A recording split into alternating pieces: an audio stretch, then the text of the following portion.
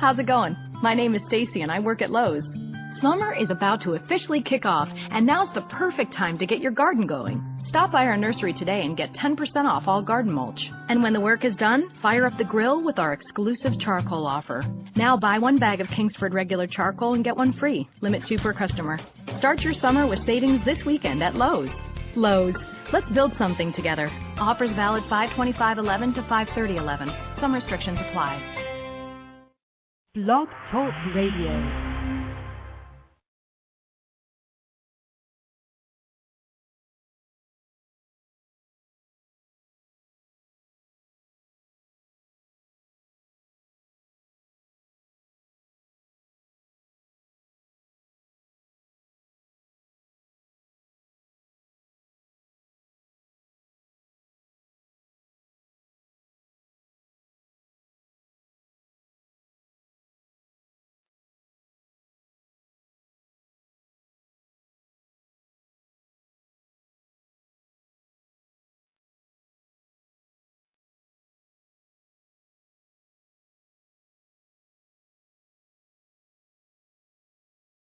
I'm not real happy with this. What the hell?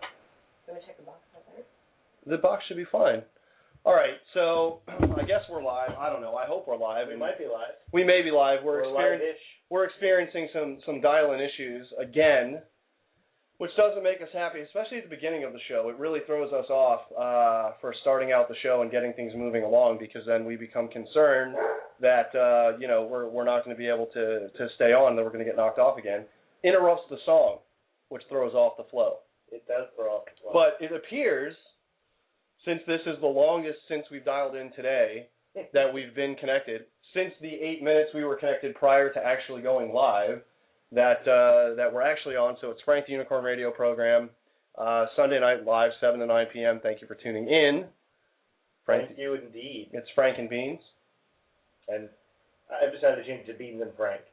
Okay. It flows better. You think it flows better than Frank and Beans? Really? No? I don't know.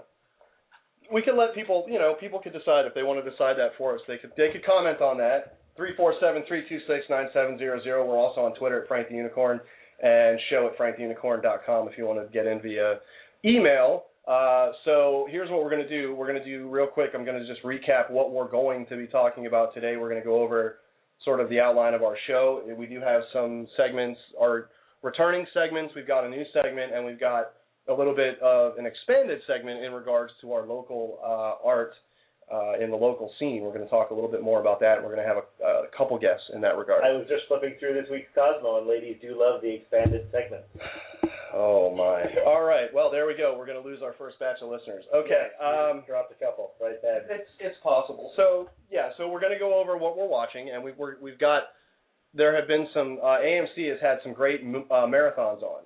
They had. Doesn't AMC cut the poop out of their movies? Well, they just cut them to shreds. When you've already seen the movie a million times, it kind of doesn't matter, and it's one of those lazy sort of flipping around things. They cut those movies like the Crystal Lake campers. They do. And actually, Friday the 13th was one of the marathons they had on, and although they didn't show Jason X, which was really disappointing, and they had a little mini Leprechaun marathon on Monday, but they did that in a really strange. Is that a pun, that it's a mini Leprechaun marathon? There you go. It's our first pun, the mini Leprechaun. Okay. We also have a new segment, the Beans List, which is a segment that you're going to give us. It's a segment where you've come up with a list. I guess I have. Tell us about it. Well, the direction was that I should just have some kind of list ready to get people talking about stuff. And what did you choose?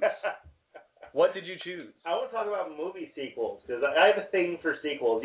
You people always complain about sequels, and my thing is I'm that dude who likes sequels. I look forward to sequels. All right, so the Beans List this week is going to be about good sequels, correct? Good sequels. Okay, Yeah, good sequels. Decent sequels. Sequels you'll want to see. And not your Speed 2. Right, and they're not going to cause the hounds to go insane. Yeah, they shouldn't. Some of them might. It's possible. All right, so we're going to go with, we've also got a How Unicorn Are You segment, of course.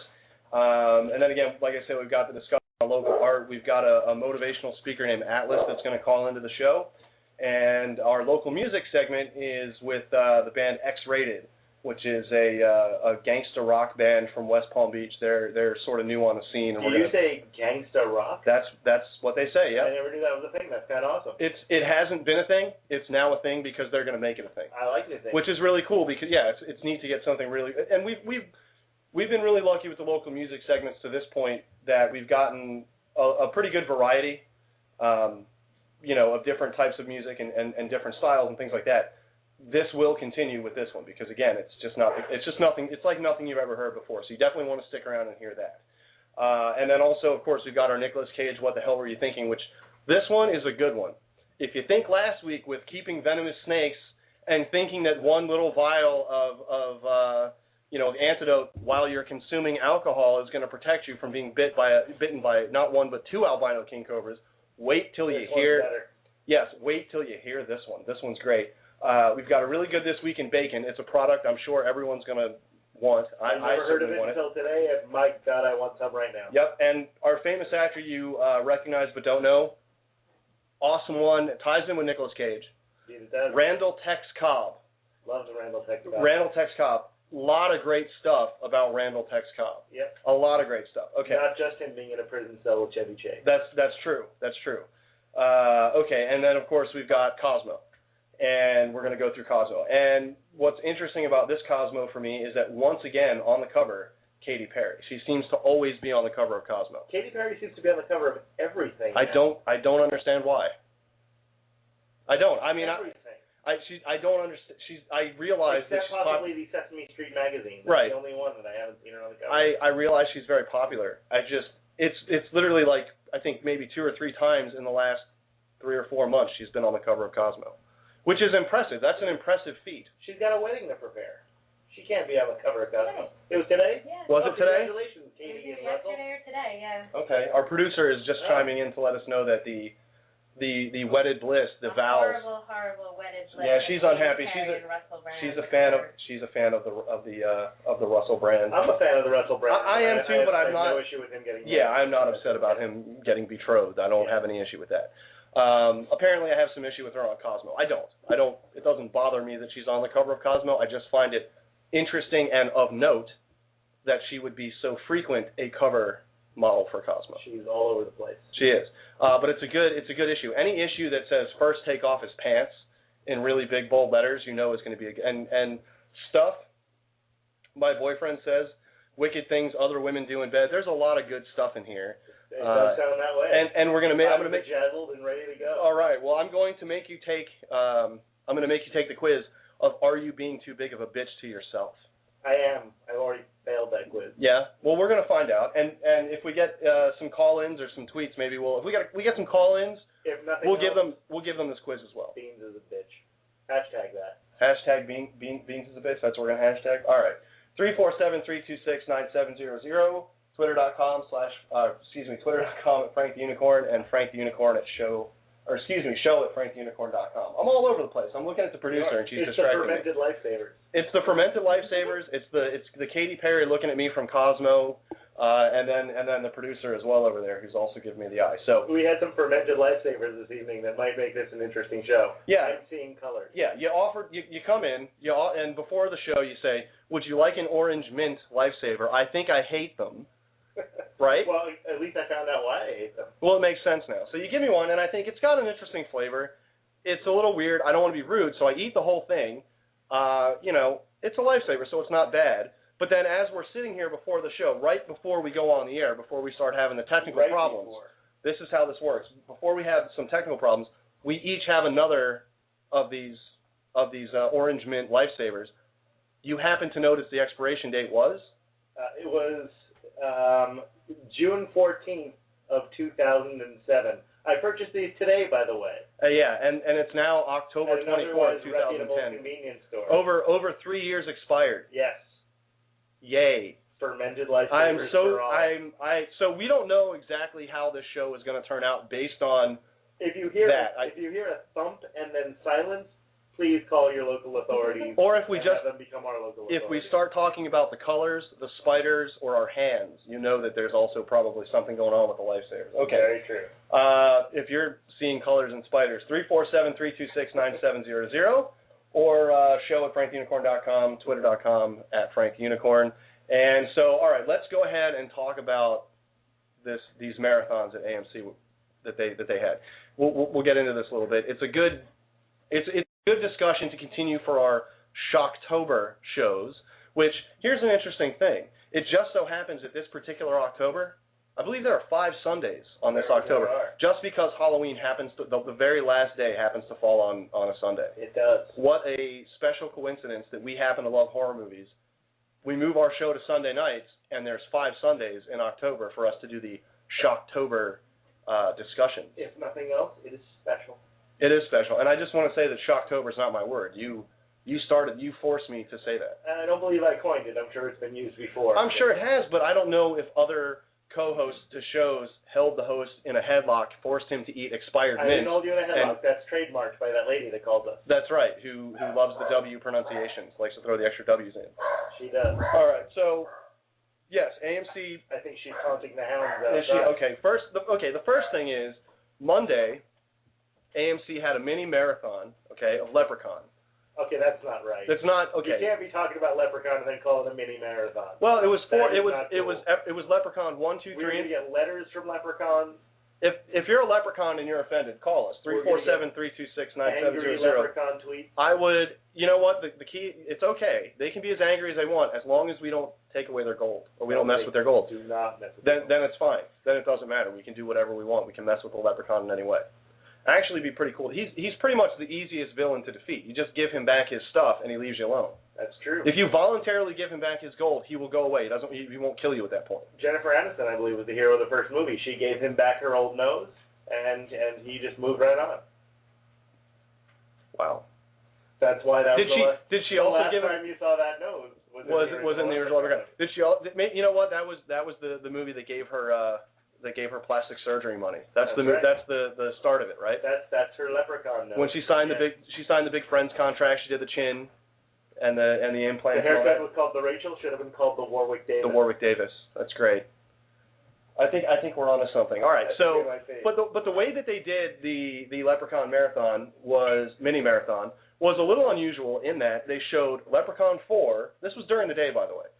I had a Well, they cut their movies to pieces so they could show anything. Well, okay, but the way that they did it was Leprechaun 4, then Leprechaun 3, then Leprechaun 2, then Leprechaun 1. So they showed it in reverse from the Leprechaun in space. That's where you start out. Well, I mean, and then you go back to the original Leprechaun movie. I guess they realized once you've seen Leprechaun from space, or Leprechaun in space, you've got nowhere to go but up. I mean, I get it. It's an 8-hour block. They skipped the Hood movies? Well, that was just what I was just going to say was, look, you're committed already to doing 8 hours of Leprechaun movies during one whole day. Just block out 4 more hours and throw in the other 2 because really, I mean, look, even if you wanted to do 4, 3, 2, 1, then number 5 in the Hood and then number 6 back to the Hood, fine. I could see that. It's a little weird, but, I mean, the preference obviously is to go 1 through 6 all in a row. No one would be foolish enough to watch all of those in a row like that. Clearly you would. I was going to say except for myself. But what's interesting too about the Leprechaun movies, and I realize this from watching them in reverse succession from 4 to 1. And yes, the Hood movie is the best of them, I think, part 5. There's a different way to defeat the Leprechaun in every movie. So you can kill this dude pretty much any way. I mean, they kill Jason a different way in every movie. Right, but that's understandable. But that's understandable. You got to keep it. But a Leprechaun is a pretty it's a pretty standardized mythical character that you would think you would have only specific ways to dispatch them. So is Dracula. You kill him a bunch of different ways. That's true, and actually part of our How Unicorn Are You is going to be some Dracula related questions. Actually.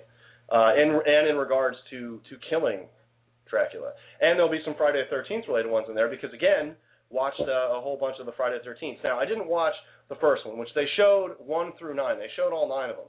Well, they didn't show all of them because they didn't show Jason X. They did show in space. Again, one of the best Friday the 13th, I think. One of my favorites. It's just so much fun. Highest body count of all the Friday the 13th, by the way. What's that? Highest body count of all the Friday the 13th was Jason X. Which you would think would not be the case because he's in space and there's a limited number of people. Well, no, he kills a whole bunch of space marines. They bring in people for him to kill. He's got that little dream sequence in Crystal Lake. There's a lot of murder in that movie. We saw that in the theater, as I recall. We did. And we saw that in the theater because I'd we like wanted. to point out that I saw it twice. I'm the guy. Because you wanted to support the franchise so that they would make Freddy versus Jason, which they did, which was a total letdown. Not a total letdown. The last 20 minutes were a blast. But up to that, I mean, it was really, it was quite the slog. I would have liked to have seen more of them fighting each other in order to get to kill whoever else was around. Yeah. There wasn't enough of that. It would have been nice to have, maybe if they could have had somehow, like, the people who they were victimizing split, that we're going to kill Freddy, we're going to kill Jason, and they kind of pit them against each other to try to, well, look, if you off him, then you'll get to kill everybody instead of just, half the people. So it did feature the worst line in either franchise. And that is? It was, Freddy died by fire, Jason by water. How can we use that? For some reason, every time I hear that, I laugh for 4 minutes straight. Because it's a terrible line. It's horrible. It's up there with, who's that dude? Incidentally, I saw an interview with Monica Keena a couple nights ago. She's the woman who delivered that line. And the Botox has not been kind. She currently has lips approximately the size of the Friday franchise. Nice. They're rather large and cartoonish. Well, I mean, where can you go from Freddy versus Jason? I guess you can't. I guess to a Botox clinic. All right, yeah. So we watched. I didn't watch part 1 again because I've just seen it so many times, and there's nothing left in that, especially on AMC. There's just nothing. So, and again, part 2, same kind of deal. I've seen it so many times. It's not really the classic Jason because he's wearing like he's got the burlap sack. Yeah, he's got a burlap sack, and he looks like the killer from The Town That Dreaded Sundown, which is an old spooky actually movie about some unsolved murders back in the day, and I believe Texarkana, right on the border there. Yeah. So part 3 is really where it kicks off, and even through part 3, he's still not really Jason because he still looks like a normal guy, pretty much, and he's still subject to. He doesn't look like a normal guy at all. But he doesn't lumber as much. I don't know how to explain it. It's not Kane Hodder for one thing. He didn't really get zombified until part 6. Yeah, that's just it. He's After not really. Killed him finally in part 4. He hasn't yet become the stereotypical. Oh, that's Jason. Okay, because in part 3 he gets. Well, that's just it. He halfway through the movie though, almost towards the end of the movie, last part of the movie, he gets the mask. Yeah. And it's because he's goofing around. Some other guy is goofing around with the mask as if he's gonna, Poor Shelley. Yeah. And the other thing about part 3 is it was in 3D originally. Yes, it was. And this was before 3D was good. And so when you watch it now, you see all the really obvious, look, they're sticking something in the camera, 3D type effects. It's the gimmickiest 3D ever. It really is. Especially his first kill with a hockey mask on is the spear gun through the eye. Yeah. And it comes right at the camera, and you can just see, even watching it on AMC. Line that it's on. Yeah, you can see it. And it's just terrible. It's just awful. It's not well done. But it's a blast. It is a blast. And so I watched part 3. I watched part 4. Of course, part 4 has the best collection of actors, and this is kind of sad that you would say this about any. It's sad you would say this about this particular Friday the 13th, but Corey Feldman and Crispin Glover are both in part 4. Indeed, they are. You would think along the way Brad Pitt would have been in, or something. You would have had some major star in some throwaway role in a Friday the 13th movie. Not the case. Although, whilst watching all of this crap, I did also watch the original Buffy the Vampire Slayer. And if you notice, Ben Affleck is in the film. I did not know. Yes, he actually is in the film. When they're playing basketball, and the vampire is on the basketball team and he gets the ball, the guy that gives him the ball and just says, "Here, just take it, man," throws his hands up in the air, Ben Affleck. Good to know. Young Ben Affleck. Looks exactly the same as he does today. Has not changed, same hairstyle, same haircut. 18 years later, looks exactly the same. There is no Matt Damon, I'll however. have to check that out again. Yeah. Watch part 4, watch part 5. Clearly the worst of all the Friday the 13th movies. Did have Dudley from Different Strokes in it. And that Dudley makes everything better. Watched part 6. Now, you really enjoyed part 6. I'm a fan of part 6. For a long time, Roger Ebert would say the only movie he ever walked out of before the end of the film, Friday the 13th, part 6, Jason Lives. But Ebert has a big problem with dead teenager movies. He doesn't like them at all. That's true. He's not a fan of them. That's his least favorite genre. So you like part 6. Part 6 to me is sort of the genesis of the beginning of him being Jason. Yeah, I mean, the stereotypical. Right, the zombie Jason. Right. Hockey mask, slow moving. Yeah. Still not Kane Hodder yet. You're still a movie away from that. Right. But the thing I like about Part 6 is it's self-referential, but not in an overly obvious way. It's not a comedy by any means, but there's a lot of goofiness going on in Part 6, and I dig that. I love the opening. There's a little James Bond opening that I love, where they resurrect him. Horshack from Welcome Back, Kotter resurrects him and gets punched through the chest with like the stake, the iron bar that's wrought iron pole he sticks in him and gets hit by lightning, and of course that'll do it every time. Lightning is going to bring back your killers. It is. We all know that from Frankenstein's monster. Of course. But after he gets revived, he does this little walk across the screen and slashes the screen, and it starts to bleed, and up comes the title.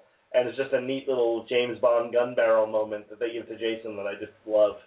And then I think Part 7, which is the one with the psychic girl. Yes. We talked about it a little bit last week. Holds a special place for both of us because, again, first Jason movie I saw on my own in the theater. First one I saw in the theater at all. And again, Terry Kaiser, right? He's killing Bernie. And then Part 8, which is the one you hate the most, which is Jason on a boat, and then in Manhattan and so forth. I don't know if I was to say it's the one I hate the most. I mean, 5 kind of sucks, but Part 8 is no fun at all. Well, there's moments I like. I mean, I love him punching the boxer's head off. Yes. Little things like that. Part 8 had a big problem for me with the teleporting Jason. Like, everywhere they went, there he is. Yeah. Like, they'd go up a New York's a and, big city. I mean, New York's a big city. He can't be everywhere. Even before they're at New York. It's not like no one's going to pick his ass up in a cab. Right. But even when they're the guy with the machete and a hockey mask, I'll pull over and pick him up. Even when they're on the boat and things like that, I mean, he teleports all over the place. It's ridiculous. A lot of became famous was in that one. Kelly Hu of X-Men 2 fame. There you go. Was one of the chicks in Friday 8. Just again, one of those where there's just so many convenient plot twists to put him in the right position with the right thing. Just awful. And then Part 9, he goes to hell, which has an interesting beginning where they're doing the thing with the SWAT team and all that, although it's hilarious because 2 things. You can see in many shots where she's wearing big boots and socks and running, and running, but then the very next scene they highlight that she's barefoot. Yeah. And it's like, if they would have just not shown her feet in any shot, we would have had the impression she was barefoot because she started out that way. Yes. You could end the scene that way, and there you go. Although he is much more messed up looking in the beginning of Part 9. Oh, yes. And which doesn't make a heck of a lot of sense based on what happens at the end of Part 8. Yeah, he's got a weird, chewed up bubblegum head at the end of Part 9. His head is, crusting over his mask. Right, it's, all puffed out. Yeah, it looks like a cartoon where someone, stuck a air hose in his mouth and, pumped it up and blew up his head. I do like that they gave Kane Hodder a non-Jason cameo in that movie, though, as a security guard. I was going to say, he was one of the guys. Yeah, but Part 9, I have a lot of problems with that movie. First of all, because it's a Jason movie with no Jason, because they blow him up 5 seconds in, spoiler, sorry, and then it's other people doing the killing through the whole movie who are possessed by the spirit of Jason, which even saying it out loud now makes me want to throw something at the people who wrote that movie. Yeah. But it's not only that, it's such a convoluted mess of a movie. There's a dagger a mystical dagger that they have to use to kill Jason, and only another Voorhees can kill him and all that. Why? How? The Street guy shows up. There's a mess. A big, hairy mess. But thankfully, it led to Jason in Space, which was not a mess. That is not a mess. But they chose not to show that. It has a cameo from David Cronenberg, who I adore. There you go. I have to give it props just for that. All right, so that's what I've been watching. I've been watching a lot of crap. Although the original Buffy movie, a lot of fun. Yeah, it's a fun movie. A little better fun. movie than it gets credit for. I think because the show was so successful and the show was so much darker and not as funny. Right, it's very different in tone. Yeah, but I think you can also see from that movie, the directions that they were going. Yeah, the movie's more fun than you'd expect. Hilary Swank is also in that movie. That one I did know. Hilary Swank was also in that movie, and not looking. I don't know. She looked bad. Early '90s clothes were not flattering by any means. For anybody, really. No. No, they weren't. weren't. They were sort of in between the shoulder pads and the flannel. It was just a mess. Some stuff going on there. And what I didn't get was, one thing I really didn't get was that the cheerleaders, half of them wore like these blue spandex bodysuits, and then half of them didn't. And it just didn't make any sense because it was just... It's been one scene, and it's been bothering me. It's been bothering me the whole time since I saw the movie. It's just the costuming is so inconsistent, and it just bothers me.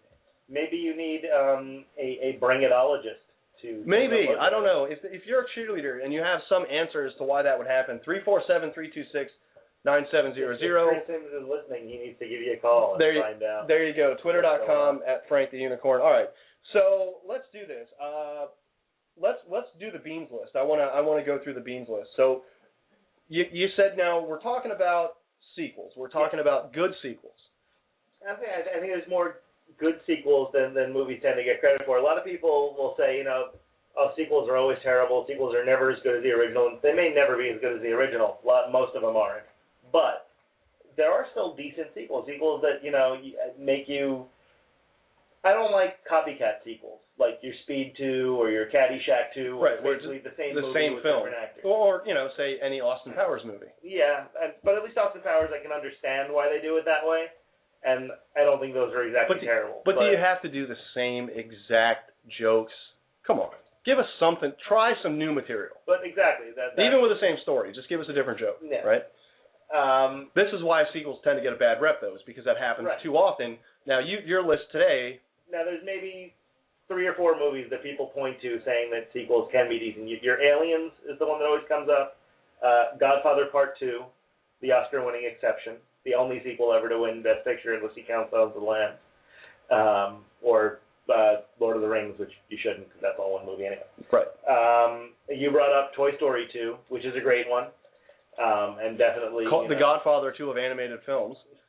I'll give you that. These are rare exceptions, and Empire Strikes Back. And these are rare, and I have to say, I think that Superman 2, I prefer Superman 2 to the original Superman. The original Superman is my actual favorite movie, so it's not possible. But you admit, Superman 2 is a darn good sequel. There's a Superman movie on this list that we'll talk about. Oh, no. But, yes. But, I'm hoping it's not. I like Superman 2 a great deal. But I like how it gets all wacky and Silver Agey towards the end, but there's some stuff about Superman 2 that doesn't quite work for me. Okay. But it's still a great movie. I'm not going to knock it. I wouldn't knock any Superman. Randall Tex Cobb, by the way, was up for the role of one of the... Yeah, which would have been a whole... he probably would have beat Superman, but that's probably why they couldn't... That's why they couldn't cast him. Jack O'Halloran couldn't bring it quite like Randall Tex Cobb. But I made an alphabetical list, except for one point where I apparently forgot the alphabet. But I made an alphabetical list of a bunch of movie sequels that I just think merit discussion. The first one on there is Addams Family Values. Okay. Because the Addams Family, not a great movie. It was cute. But Addams Family Values, I laughed a lot. Did you? I remember very little of that movie. I mean, I know Joan Cusack was in it, and it was perfectly okay. I wasn't always the biggest Addams Family fan. I do think Raul Julia was fabulous in both of those movies. He was great. I think Christopher Lloyd was very good in those movies. Christopher Lloyd was unexpectedly good because no one really thought, everyone thought it was so strange that he'd be cast as Uncle Fester, but then he was great. Yeah, well, I mean, it worked. Yeah. Next one, there's a movie that gets a bad rap, but I still enjoy it, is Bad Boys 2. Oh, God. You know what? Didn't even see it. Didn't even see it. They filmed, a lot of that movie was filmed right here in Delray Beach, right on the ocean. The mansion they blew up that they made such a big deal about was Delray. Bad Boys is not a great movie by any stretch of the imagination. Couple good lines, not a great movie. No, though it did give us Tia Leone, it didn't give us Tia Leone, exactly. but she looked good in that movie. Okay. She looked very cute. But then Bad Boys 2 came along, and it's a blast. It's ridiculous and beyond over the top. And it took 6 or 7 years before that came out. It was a long... It's well over the top, but it's a blast. Well, we like over the top. I've never seen it, though. I can't comment. Have you ever seen Beware the Blob, the sequel to The Blob? No. The reason I bring that up, it's Larry Hagman shot that movie. He directed that movie. And it's the movie that JR shot. That's right. Oh, that's got to be a hashtag. That's actually our shot. For the record, that wasn't my joke. That's actually on the video box. Okay. All right. So never mind. Yep, that's copyright right there. Mm. But that movie is clearly just a bunch of drunk guys having fun. Like he called a couple of his friends. Dick Van Patten's in it. Oh, jeez. Godfrey Cambridge. Burgess Meredith. He just got a bunch of his friends together and said, "Hey, let's make a Blob movie." And it is the most ridiculous disco era running around for a piece of Jello movie you will ever see. Is there a lot of disco in the movie? There is disco in the movie. If there's disco in the movie, I may be inclined to watch The it. big set piece from the first Blob was the movie theater. Right. Well, there's a similar set piece. Tell me it's a roller rink. It's a bowling alley. It's a bowling alley. But it's disco a very bowling alley? 70s disco bowling alley. Nice. You get the guy with the open shirt and the medallion running from the Blob. It's great. Oh, fantastic. Absolutely worth tracking down and on DVD. The next one is one of the few comedies on the list that I actually think is better than the original, Bill and Ted's Bogus Journey. Oh, dude, no. No. Oh, yes. Okay, real quick, because, hold on, we're going to talk about this, because I love me some Bill and Ted. Okay, but real quick, just a Twitter mention. Our friend Deep in Your Tonsil says Basket Case 2. Great movie. Right? I forgot about the Basket Case movie. There you go. Basket Case, the movie where the guy carries around his malformed, weird little twin brother in a basket. But the first Basket Case was a super low budget and shot in like grainy 8mm. Yeah. Then Basket Case 2, I don't want to call it high budget because it was still low budget, but they could actually do stuff and get some special effects going, and it is just such a goofy, funny movie. Frank Henenlotter is the guy who directed those, and I wish he'd make more movies. I don't know what happened. He did like 3 movies other than the Basket Case pictures, and that's it. He did Frankenhooker. Basket Case. Frankenhooker. There you go, Frankenhooker. Hashtag Frankenhooker. Yeah, it is. It is a real movie. It's a real movie. And as a matter of fact, the cover box for that movie, when we worked in the video store, would talk to you. You could push it, and Frankenhooker would say, "Want a date? Want a date?" And Frankenhooker is a guy, I don't remember if it's his girlfriend or his wife, but she gets killed in a freak lawnmower accident. Of course. I'm going to say that again because I like saying it. She got killed in a freak lawnmower accident. Not by Jeff Fahey. And then he goes off and Fred Leonard's not involved. And kills hookers in order to piece a body together for her and raise her from the dead Frankenstein style. So it is Frankenhooker. And it's a blast. That's Frank Henenlotter. He did the Basket Case movies. That was a great call. That's a good movie. Basket Case was one of those movies when I was a young kid. Basket Case 3 was pretty good, too. Basket Case is an old movie. The original is old. I think it was 80 or 81 or 82 or something. It's been a long time. Older, yeah. But one of the really, really good early, sort of shot on 8mm, a la Evil Dead type movies. That was a movie where when I was a kid and we would go to the video store, I would always look at the box and I was always too scared to rent the movie, just based on the box cover and the description. Yeah, it was a creepy looking cover. It was. I was very lucky in that one night I got lucky thanks to Cinemax. I'm sure I'm not the only teen boy to say that. Yeah. But when I was a teen boy, Cinemax one night showed all 3 Basket Case movies in a row, and I taped them off there, and I must have worn that tape out watching those movies over and over.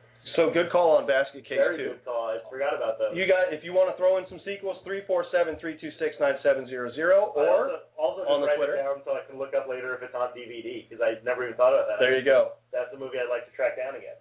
To get back to Bill and Ted. Okay, yeah, let's do that you think because the first one's better than the second. Yeah, because I just think the first one, the concept of the first movie, that of the whole idea that the future depends upon these two. Yep. So they send back rock and roll George Carlin to take them through history and kidnap these people to learn for their report, I just think is genius.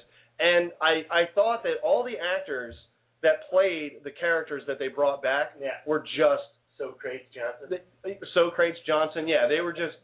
William, the kid, they were all just really great. I really enjoyed the first Bill and Ted, but for some reason the second one hits me harder. It's just... From Bill Sadler's death.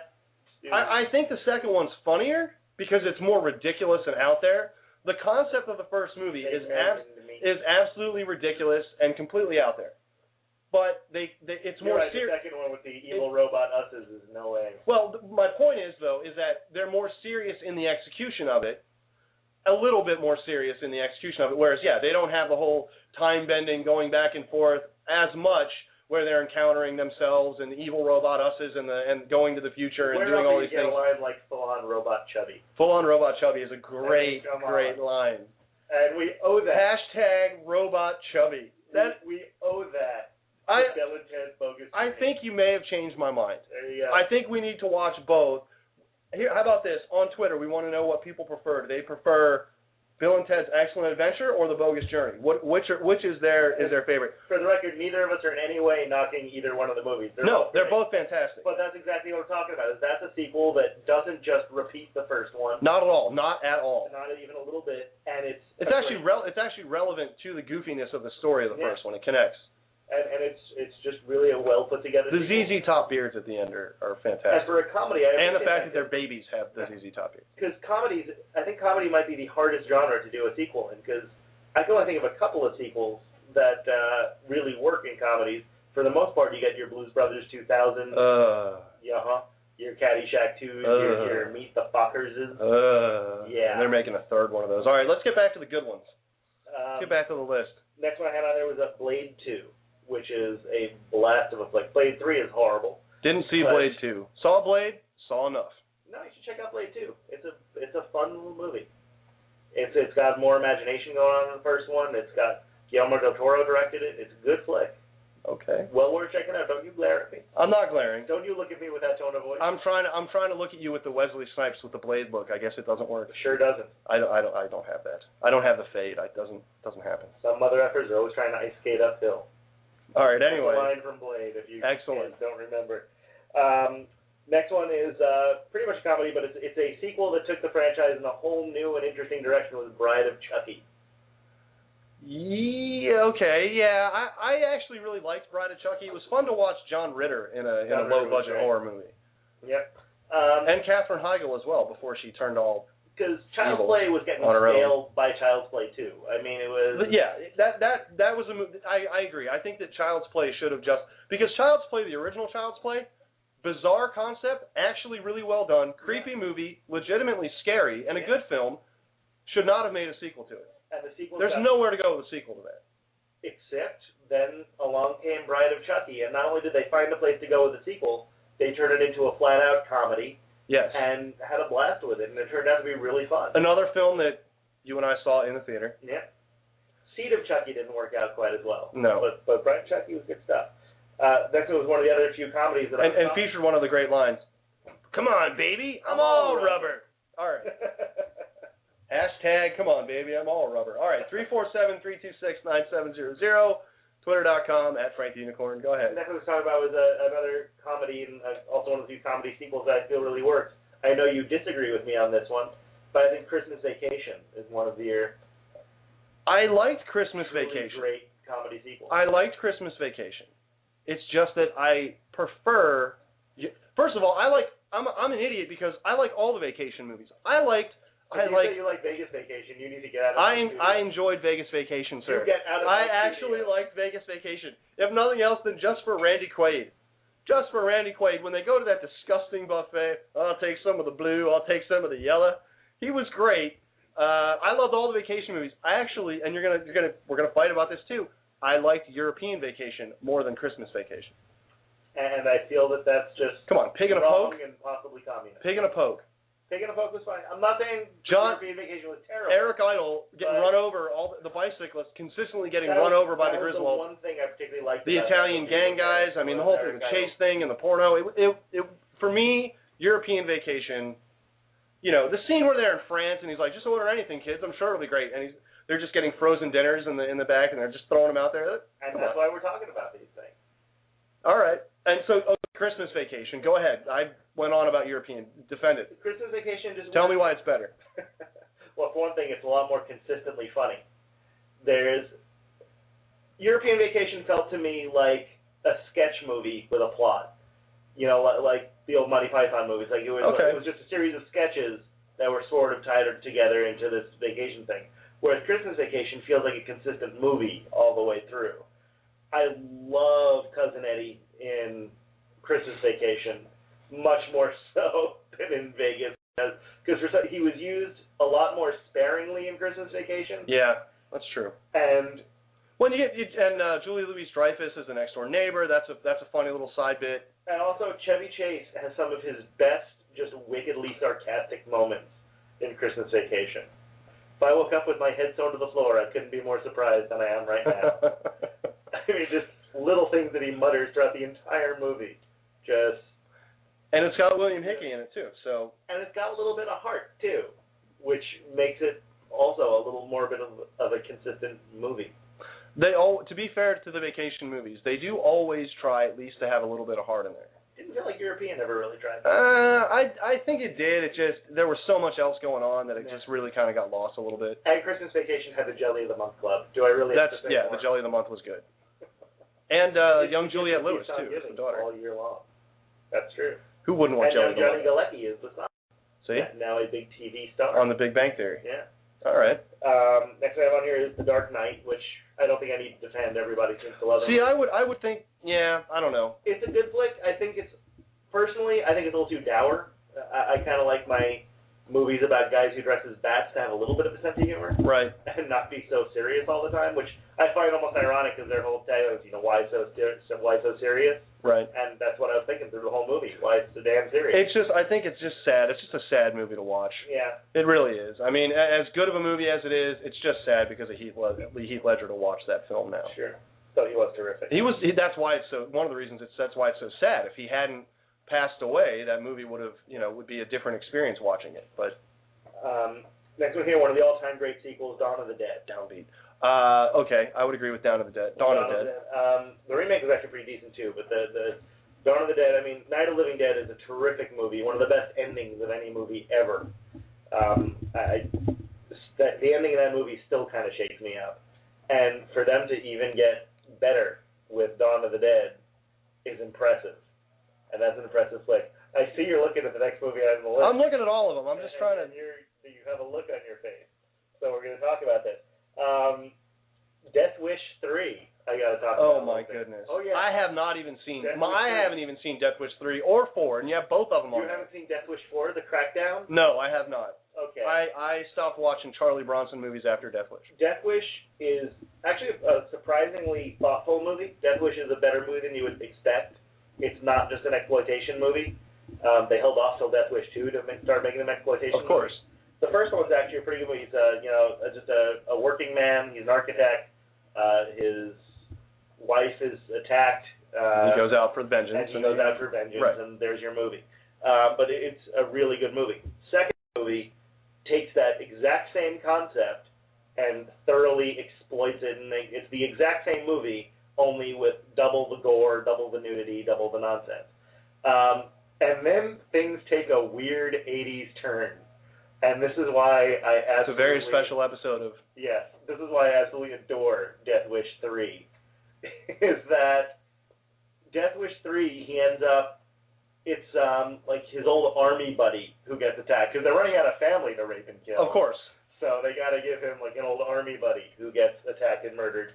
And from there, he comes across some kind of weirdo post-apocalyptic biker gang in the middle of pre-apocalyptic New York City. And it's basically Charles Bronson and a bunch of elderly retired men take up arms against a Gavin O'Herlihy and a reverse Mohawk-led nasty biker gang. And it is the most entertaining 90 minutes you will ever have. There you go. Okay. I've not seen it, but apparently I need to. You do. Give me some of the other, because you've got like 40 of them on this list, right? Yeah, I got a bunch of them. Are we running out of time? No, it's okay. It's just we've got about 6 minutes until Atlas calls in, our first guest. Gotcha. So here's what we're going to do. We're going to push the unicorn segment back until after the local music segment. Okay, so we're going to continue for the next 6 on the Beans list, because this is just really good. I'm enjoying this. Now, I want some people to call in and give us some tweets on this. 347-326-9700. Twitter, @FrankTheUnicorn. Give us your idea of a good overlooked sequel. We want those. Exactly. I'm laughing because he's keeping your tonsils right back about Frankenhooker. Okay. And he said, you mean the terrifying tale of sluts and bolts. Of course. Sluts and bolts. There you go. That was the tagline on the thought. You know what? If I ever have another show, right? I'm gonna replace you with someone called Hooker, and then it'll be Frankenhooker. There you go. Right? No, can we not do that? All right, let's get back to the Beans list. I think Frank and Beans is better. All right. Next thing I got here was Die Hard with a Vengeance, which, see, Die Hard 2 doesn't work for me. No. It's a carbon copy of Die Hard. It's just in an airport. Yeah. Yeah. With more stuff blowing up. And yeah. But with a Vengeance Fred Thompson is actually a pretty decent little flick. I enjoyed it, actually. But they were going for something different, and it works on its own terms. It does. That's the one that they pair him up with Samuel L. Jackson. Yeah. And it's the brother of the criminal of Klaus from the first one. Hans Gruber. Yeah. This is Klaus then. No, right? Klaus was the henchman in the first one. Okay. He was a henchman. You should know this with your henchman. I should with the henching. It's the brother of the bad guy from the first one, and it's Jeremy Irons, and he's actually pretty good. Yeah. Die Hard with a Vengeance though bothers me because it falls into the stereotype. There's this one thing that kind of upset me or annoyed me with mid-90s action movies.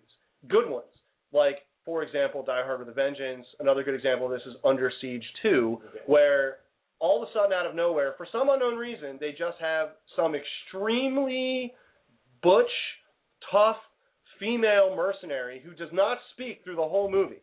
Just goes around killing people, dispatching them in these really cold-blooded, evil ways, and they try to promote, like almost like in the film, they're trying to make these women as these, they're the most, well, it's like henchlib, hashtag henchlib, but they're making them so much worse than the male henchmen, as if, and it almost feels like, ooh, only because they're women are they put in that situation.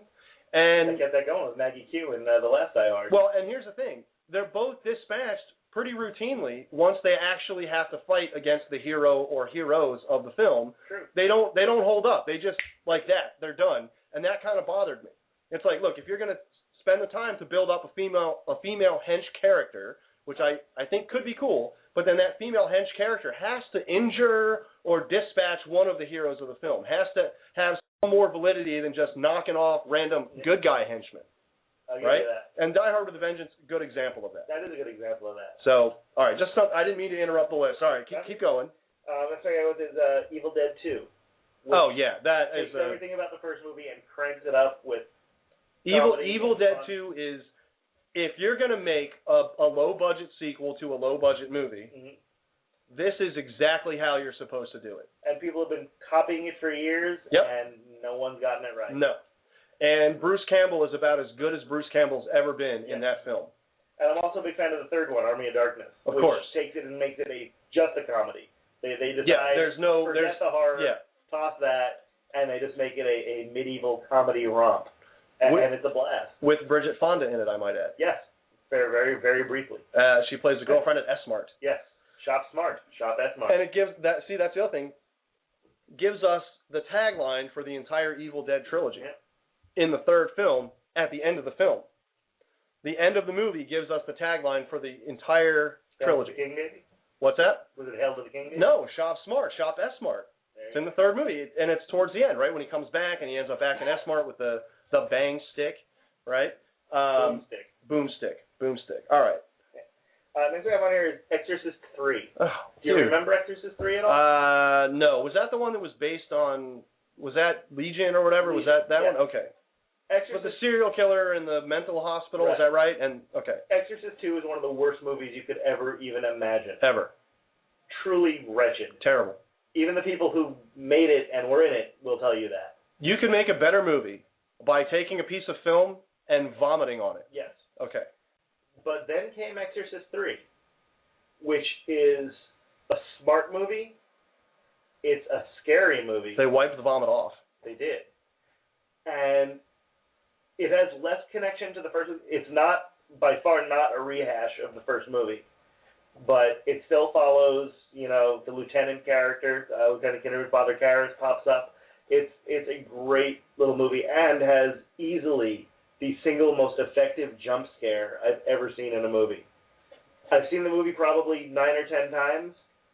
I know exactly when the scare is coming. It never fails to make me let out this noise. That's every the noise. single time. That's the noise? Every time. For Exorcist 3. We've got That's the noise. Exorcist 3 creates its own noise. It's got a Beans noise. A Beans sound. Every time. And I leap I leap several inches above whatever I'm sitting on, and I make that noise. So you butt jump. I do. You butt jump. Hashtag butt jump. Where you jump, that's going to have to go on the Francabulary. We should write that down for the Francabulary. Butt jump, where something is so effectively scary, you jump whilst sitting. Your butt jumps up from the seat whilst you are sitting down. And it's just a darn good movie to boot. The Exorcist 3 is better than it has any right to be. I feel like I should skip around a little here because this is taking a very long time. Well, no, we got about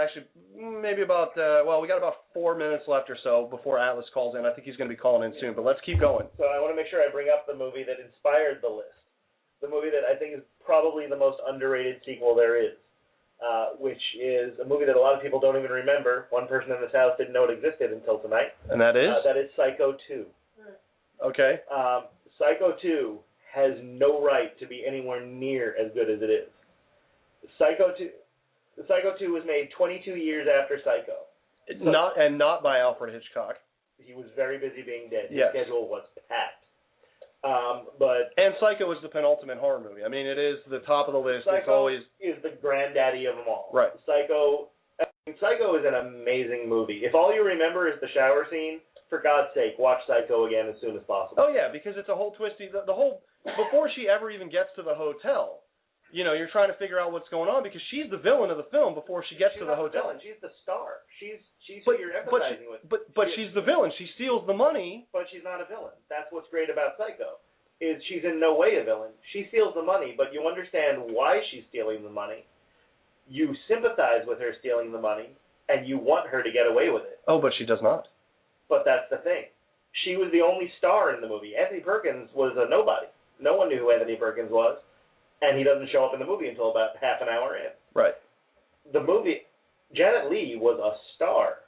Well, it's interesting because the movie just completely takes a 180. Mm-hmm. You're going, if you didn't already know, and you got to kind of think about it. Everyone knows Psycho and everything else, but if you didn't know the plot of the movie and you just started watching it, it's set up as if it's a story about Janet Leigh getting away with this money. Exactly. And then she just happens to spend the night in this hotel. Right.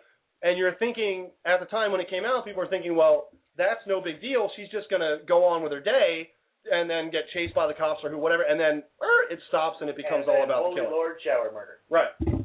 And so tell us Psycho 2, because we got Atlas calling in. So. Okay. Well, you got Atlas calling in. You should. All right, let's go ahead and bring him on. All right. You're on the horn. All right, we'll get back to Psycho 2 in a minute. All right. Atlas. Hello? You with us, buddy? Yeah, I'm here.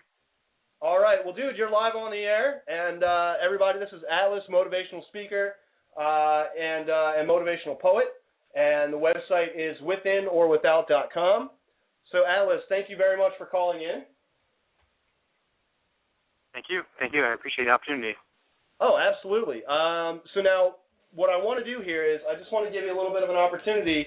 We haven't really talked about it. This is in the spirit of our show. The show is improv. We do the outline, then we just improv whatever happens. So, that's how, Can you tell? Well, I feel like it gives us a better dynamic that way. You're a motivational speaker and a poet, correct? Yes. Okay, tell us about that. Basically, about 3 years ago, there was a situation. I was hanging out with my friend at a park, and I was just on the swing, and I was just chit-chatting with one of the kids. I didn't know the kid or whatever. And 3 minutes later, there were awkward looks from their parents, and then about 10 minutes later, I was approached by police officers, and right off the bat, they asked me for my ID, and I just realized that that's where we were in our life, like to just converse with a kid, like just the amount of unjustified fear and paranoia, and essentially that's what started this whole thing. So I had already had some speaking background just in high school and college with theater and performing, and I just decided that I was going to take, basically all the little personal journal entries and turn them into speeches or something that I could pass on to audiences and give them a sense of their own social empowerment to try and make things right. All right, and you're out like 6 nights a week, right? You're speaking like I think every night except Sunday is basically it, right? Yeah, as far south as like Miami Brickell, as far north as Delray, sometimes West Palm. But yeah, I mean, there's actually about 13 venues that I speak at, and then obviously I alternate because there's different ones that are on the same night, so I just kind of alternate between the two. And do you post the schedule on the website? I don't, but I most definitely will after this point. The site I wanted to keep it simple. I didn't want people to think that there was, because again, the whole message is about simplicity, so I think that if the website got too flashy or, whatever, it kind of like defeats the purpose, so it's just simple. You can listen to music, the kind of music that I listened to when I was writing, just to kind of allow people to get into that mood, or you can just read some of the speeches, get an idea, because sometimes people come out, and a lot of times they ask me, I'm only in town for 2 weeks, but I thought that what you said was really powerful. So in the beginning, I would actually go and have extra copies of my speeches and give them away. And I'm like, I'll just create a website, and then they can go and read them for themselves. So, but yeah, I mean, as far as where I speak at, I mean, there's on Mondays, and this helps people out too, because a lot of people, they don't know what they don't know. They don't know. There's a lot of venues out there, and it's not just poets. There's musicians. There's comedians. There's opportunities for a lot of people who have their own creativity to kind of, take the stuff that they're performing in their garage or just amongst their friends in the living room and really just go out there and share it with the public. So. And that's what we want to do too. We want to encourage people to do that here. We want to allow people to do that on our show as well. And then also as you're doing, and this is why I'm so glad to have you on the show, because it's a pretty good synthesis. Now, obviously we're not out in performing every night. We save that for just our show here on Sundays. But we want people to go out and get into that spirit, into that community, to go out and realize there's a lot of really creative people out here.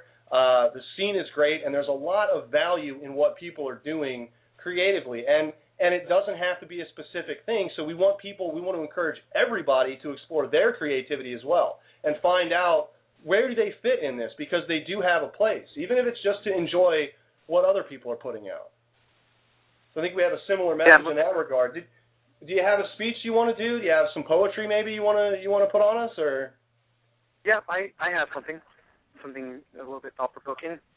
This, actually, to kind of like feel out the crowd, this is one of the first speeches that I do. I have about 14 that I do regularly, and whenever it's my first time out at a venue, this is the one I talk about. It's called Right Now. All right. Right now.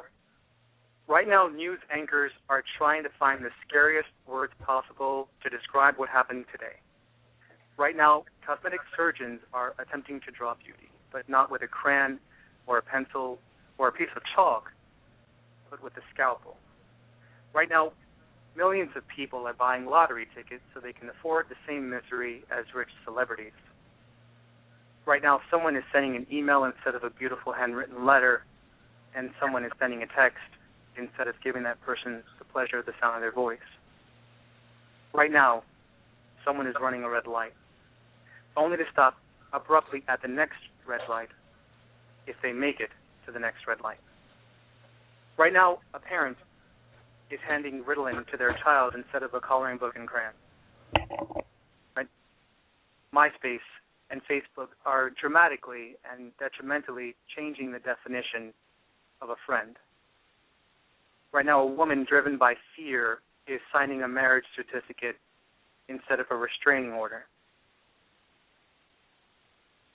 Right now, an obese teenage boy is playing a basketball game on his PS3 instead of at the park 3 blocks from his house. Right now, a woman is subscribing to a very expensive online dating site because the Lifetime channel has led her to believe that any man she meets will beat her or kill her. Right now, someone is suing someone, not out of moral principle, but because that's how they make a living. Earlier, someone started their day with a nutritious breakfast that consists of antidepressants, painkillers, and a muffin. Right now, someone is using a computer to find a job that a computer taught.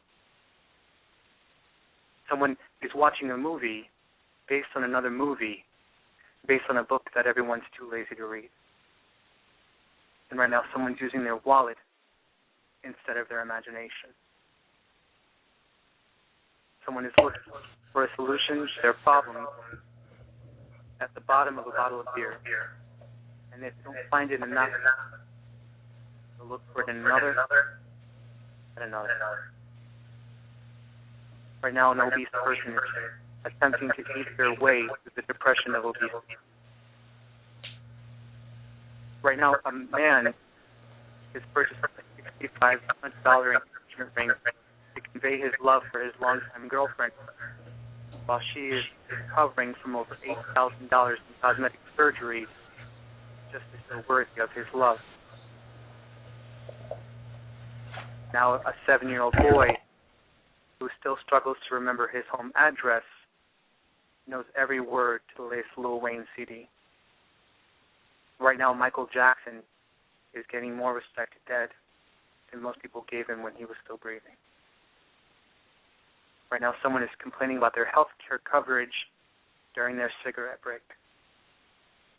You see, this is what's going on right now. And from all that I've observed and all that I've taken part in, I realize most people don't necessarily know what they like or know what they want. They just feel forced to want what they know. And this is what we know, but not the reality that any of us ever wanted. But sometimes you head so far down the wrong path, it's difficult to find the way. But what if someone came along and told you, listen, just in case you were wondering, the way back is over here. You'd hug them, thank them, probably cry. In this moment, by bringing all this to your attention, it wasn't to tell you what you already knew. It was to remind you how far our mistakes have gotten. I can't provide a map in finding your way back, but I think that somehow within these words, there is a compass to lead you at least in the right direction. In this moment, right now, you can take this opportunity right now to live a day that makes sense, where you don't justify unjustifiable behavior, where you're not trying to rationalize irrational things. Right now, you can return to a side of you that makes sense to you. That moment, you right now. That's it. Awesome. I mean, a little heavy. I mean, considering we were just talking about movie sequels, but very relevant. Well, but very relevant. And you know, one of the ways that people can, and again, part of what we do in that in having on local art and trying to get some of this, some highlight to this and what's going on with this. A lot of what you talked about is that disconnect where people are, where in society it seems like it's almost normal and okay to become disconnected from, from a community, from your community, from your neighbors, from the people around you, where a lot of people don't know their neighbors, and there is a lot of disconnection, and so that's why we're trying to encourage people to get out there and get out there. Go see your motivational speakers. Go see the poets. Go see the bands. Go see the comedians. Go look around and see what's around you, and that in itself will help people connect, because when people focus on their creativity, that's where they tend to start to find their common ground, and they don't notice their differences so much, and they can sort of overlook those things, because when they find that creative common ground where even if it's something completely unrelated, where a radio show and maybe even, motivational speaking wouldn't seem to necessarily be connected, but they are. Yeah. So, all right. No, I completely agree. I feel like it's this cool irony. Like, we have all this technology to make us more connected, but then we're growing more disconnected. It's like when we had like a regular home phone and you called your friend from your home and you said, listen, I'll be there in 15, 20 minutes. And you would hang up the phone, you'd get in your car or whatever, hop on your bike, and you'd be there. But now it's like somebody can call you like 5 minutes before from their cell phone and be like, I don't know, I'll just call you another time. Or, it's like, it's weird. I've never seen my friends so much as when like my phone was off, because like and even now a lot of people, you know, they can't find me on Facebook or MySpace, and some of them, I mean, it's funny, but like a lot of them question my existence because I'm not on Facebook, you know, like, oh, I can't find you on the net, so you must not exist. Beans can appreciate that. He's not on Facebook either. You guys are like the only two. But all right, Alice, I appreciate it. Let me do this because we're gonna get into our local music segment in a minute here. But sure. I want you to go ahead. Where are people going to be? The website is within. Give us the website, and then let us know where people are going to be able to see you upcoming this week. And what we'll do is we'll post your schedule on our site as well. But go ahead and give us where people can come and see you live. Sure. Mondays is Churchill's in Miami. Okay. Tuesdays is Stage 84 in Davie. Wednesday is Funky Buddha in Boca. Thursday is Cabro's right there in Del Rey. Friday is Right Side Poets in Lauderhill. So that's where I'll be this week. All right. So listen, I want, and I'm going to give the website. Website is withinorbwithout.com. Yes. Okay. And Alice, man, I really thank you for coming on. And I like a lot of what you've got going on out there. I like a lot of what you're saying. I think we do need to reconnect. I appreciate it. Oh, absolutely. So email me your schedule. We're going to get it up on the website, and we're going to try to get people out there. We want to keep this scene going, and I really appreciate you calling in. Thank you so much, man. Absolutely, man. You have a great one. Bye. Thank you, sir. All right, that was Atlas, and we're going to take our next call in. We got a call in coming in. Caller, you're on the horn. Hey, this is Sean from X-Rated. Awesome, Sean. Thanks for calling in.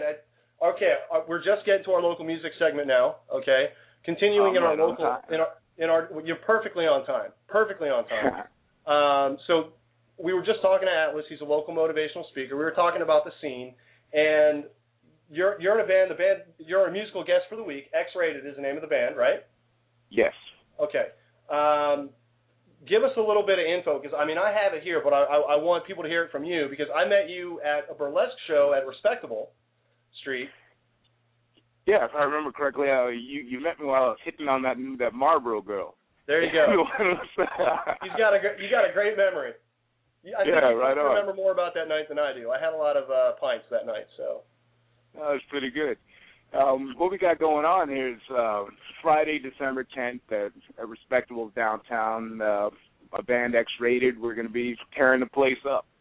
You know, we're playing with a couple other groups, Response Negative and Masticator, and this thing is going to be off the chains. This is some West Palm Beach gangster rock. You know, this is like really something brand new, something that everybody's going to dig. Everybody can relate to it. Sounds brand new to me. What exactly is gangster rock?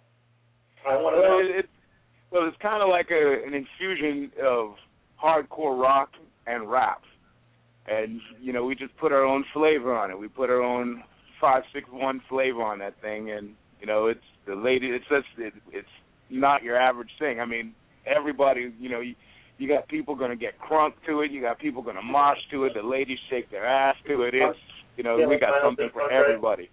Well, we're gonna listen to a track tonight. Okay, so right will there be crunk? I make crunk in the studio for you. I'm not really good at it. It's a little difficult for me, but I'll give it a shot. If there's no crunk, I want my money back. Well, all right. Well, we'll talk about that privately while we're playing the track. But we're gonna put the track on tonight. I want everybody to hear it. And real quick, Sean, you're the lead vocalist, right? Yes. Okay. And you got, now I love this name, Claudzilla, lead guitar. Yep. Right. Phil Harvey on bass, Shane Lamphere on drums. You got it. That's the lineup. All right. And the upcoming show is December 10th at Respectable. Now, 8 p.m., it's a 21 and up show, because, again, we are talking, you know, it's hardcore rap meets hardcore rock. You can't crunk at 20. You can't. You got to be 21, which, all right. So, well, unless they're under 21 can go if they're with, like, a parental guardian or, say, you know, 18. If they're under 20, because that's, like, the city ordinance down there. But if they're with someone that's 21, you know, they can go in because it is a concert. It is an actual show. Well, all right. So if you're 20, you can still go to the show. Just grab one of your older friends. Get a friend who's a little bit older to go with you, and you should be fine. Exactly. Good. So they won't miss out. All right. Now, this track we've got, it's called, am I pronouncing this correctly? Is it Io? Ayo. Yeah. All right. You want to give us some setup on this one before we play it? All right. This basically it's about just hanging out in the club and all the guys, everybody's together, and it's like really good party, and it's just like everything that was going through my head at the time when I wrote this song, and it just. It's like, hey, yo, you got all the ladies are screaming to you, the guys are screaming. See, this is something when I say it's more gangster rock, because more in the hip-hop, people could relate to this more, so I'm bringing that over to the rock side, so, because I know everybody, they might be moshing, but I know they can get crunk too, so it's, I just want to put a little flavor on it. All right. Well, I'm going to go ahead and one more time, December 10th at Respectable Street. And I'm going to post the links on the website. It's Reverb Nation, right? It's reverbnation.com/XratedWPB, West Palm Beach. You got it. All right. So, Sean, I appreciate you calling in, man. I'm psyched to play this song, and I can't wait for the show on the 10th. I think it's going to be I know it's going to be a great show. It's going to be a great show. And we're definitely going to talk about it before it happens again. I'm sure we're going to have you back on before that show comes up. Because awesome. That's it's a little ways away, so we're going to have some time to get a little more exposure for the band, and we definitely want to get as many people there as we can, because that's a great venue as well. Anytime, I appreciate it. Absolutely. So all right, we're going to go ahead. This is going to be our local music segment, and this is the band X-Rated with Ayo. Here we go. And Sean, by the way, thank you very, very much once again, man. Really appreciate it. Thank you.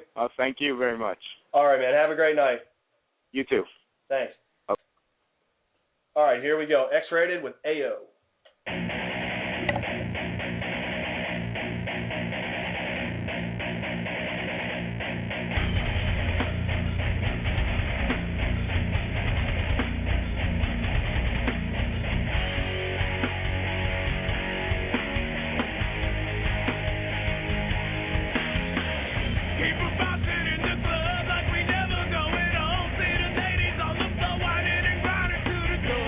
All the tail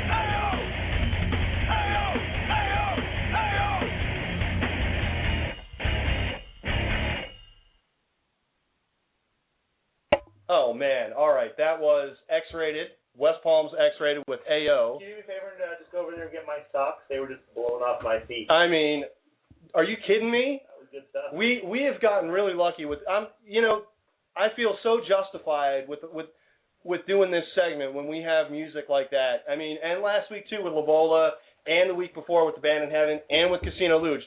But then we get, come on, that is awesome. I'm not gonna lie, that had some 561 flavor. If you do not go to see these guys on December 10th, I don't know what is the matter with you. And if you do go, you will have to move. There's no way you can hear that music and not get off your ass and jump around. That to me, I hear that, and I want to be there live for that because I can just feel the energy that's going to come off these guys. You know how I've never been able to go to any of the events that we've pimped? Yes. I'm going to that. Yeah, we're gonna. That was great, Sean. Thank you very much for that. X-rated, AO, definitely check them out. I know we've got a lot of other segments to get into, but I just really wanted to. And if you feel like sending a CD my way, don't hesitate. Well, I'll get you an MP3 of this because. That was great. I want to listen to that. That was great. That you know what? That's great workout music. Okay, that's great. That's motivational too. I mean, we have a motivational speaker on as well, which is great. That'll get you moving. That music will get you moving. That will get you moving. That is good. That's good workout music. That's good driving music. Easy, and I was moving. And you were moving. All right. So okay. So real quick. Now we've still got an entire segment of How Unicorn Are You? Nicolas Cage, What the Hell Were You Thinking? And This Week in Bacon, and the famous actor you know but don't recognize, and Cosmo. See how much we've got to pack in here? I've taken over the show the first hour. Well, no, that's all right. But it was great. We had a great focus on the local scene, and we still have a whole ton of stuff left on this Beans List we can get to. Maybe we'll do a little extended podcast on this one. There you go. We'll do some bonus material on this one. So you want to get in on this broadcast? You want to call in 347-326-9700. Or Twitter.com/FrankTheUnicorn. Let's do this. I want to do How Unicorn Are You real quick. All right? Yep. Let's do that. Okay, so here we go. We're going to start right out. How Unicorn Are You? More disappointing ending. Friday the 13th, Part 5. Friday the 13th, Part 8. 8. I agree. Is there a question? He turns into a baby. Because not only that, when they're trapped in the sewer with him, right, they don't even get out of the sewer. They're just high enough on the grate that all that toxic waste that's turning the unkillable monster into a little boy doesn't affect them at all. So, because they're a good inch above it. Come on. I might have to give the edge to Part 8 as a decent ending, only because I was so scared of the toxic waste in New York at that point. And the point of a horror movie is to scare you. Okay. That instilled a fear of New York sewers that even Chud couldn't. Well, this is going to instill fear with you because this next question. Would you rather fight a dragon with only Stripes Jackson to assist you, or have dinner with Mel Gibson twice in a week? Mel Gibson now or Mel Gibson circa Lethal Weapon 2? Now, sir. You know? Now that we know he's crazy. He was still crazy in Lethal Weapon 2, but... I'm going to go with Mel Gibson, and I'll tell you why. Because I would very happily wear a wire, and I could sell that tape for a whole lot of scratch. Okay. All right. I think you're brave. All right. More redeeming Nicolas Cage performance, Honeymoon in Vegas or Raising Arizona? We agree those are probably two of his better, more redeeming performances. Which of those is better? Raising Arizona, without question. You think so? Without question. I really love the Jack Singer. I enjoy. He doesn't dress as Elvis and jump out of a plane. I enjoy Honeymoon in Vegas. He doesn't know Tommy Coleman, $65,000. It's sort of a paint-by-numbers romantic comedy. Yeah. Whereas Raising Arizona is and so batshit crazy that you can't help but fall in love with it a little That's bit. true, and I can understand wanting to steal a baby for Holly Hunter circa Raising Arizona. That's also true. I would jump out of a plane to get away from Horseface Sarah Jessica Parker. They were jammies. They had Yodas and shit on them. All right, anyway, okay. Better alternate ending. That's a line from Raising Arizona. All right. In a tribute to the fact that the Back to the Future Blu-ray is now on the 25th anniversary, right? This Tuesday, yeah. This Tuesday, okay. Better alternate ending to Back to the Future. Marty McFly slowly dissolves and fades away on stage at the Fish Under the Sea dance in 1955 as he sees Doc Brown using a stun gun clearly from the future to disable his father George in order to move in on his teenage mom. Or horrible. Or Marty makes it back to 1985, only to find the Statue of Liberty has been destroyed and the planet is now being run by damn dirty apes. Either way, I think that... These are your choices. Either way... Doc Brown hooking up with teenage mom or damn dirty apes. Either way, I think the police who were after the motivational speaker need to come find you. Oh, that's not nice. Don't say that. They need to be knocking on your door. Come on. Those are great alternate endings. They are, and... Think about how absolutely hilarious the end of Back to the Future would be if you get to that point and you think, of course, Doc Brown's going to hook up the thing and everything, and Doc Brown just goes, you know what, screw this, and he goes to the dance, steals the mom away, and as Marty's dying and fading away, Doc Brown's laughing and making out with his teenage mom. That would just be hilarious. I think I would have pre-ordered the Blu-ray if that was the case. That would be, there's your Dawn of the Dead ending right there, sir. Your cynical ending, there you go. That's about as cynical as it gets. Your Night of the Living Dead ending. Okay, all right. More unsettling pronunciation of the word vagina. Charlton Heston, vagina. Or Christopher Walken, vagina. Which do you prefer? Which is more unsettling pronunciation for you? What's more unsettling to me is the thought that you had to think about that and write that down. You took the time to type out that sentence. Yes. Well, you have to answer now. Is it Charlton Heston? Both of them are putting ice water through my veins. I got to go with the Heston just because I find him scarier. Is that also because you didn't pick the damn dirty apes end of Back to the Future? It's a nod to the Heston. Yeah. It is. Okay. All right. Just a question. Think about this for a second.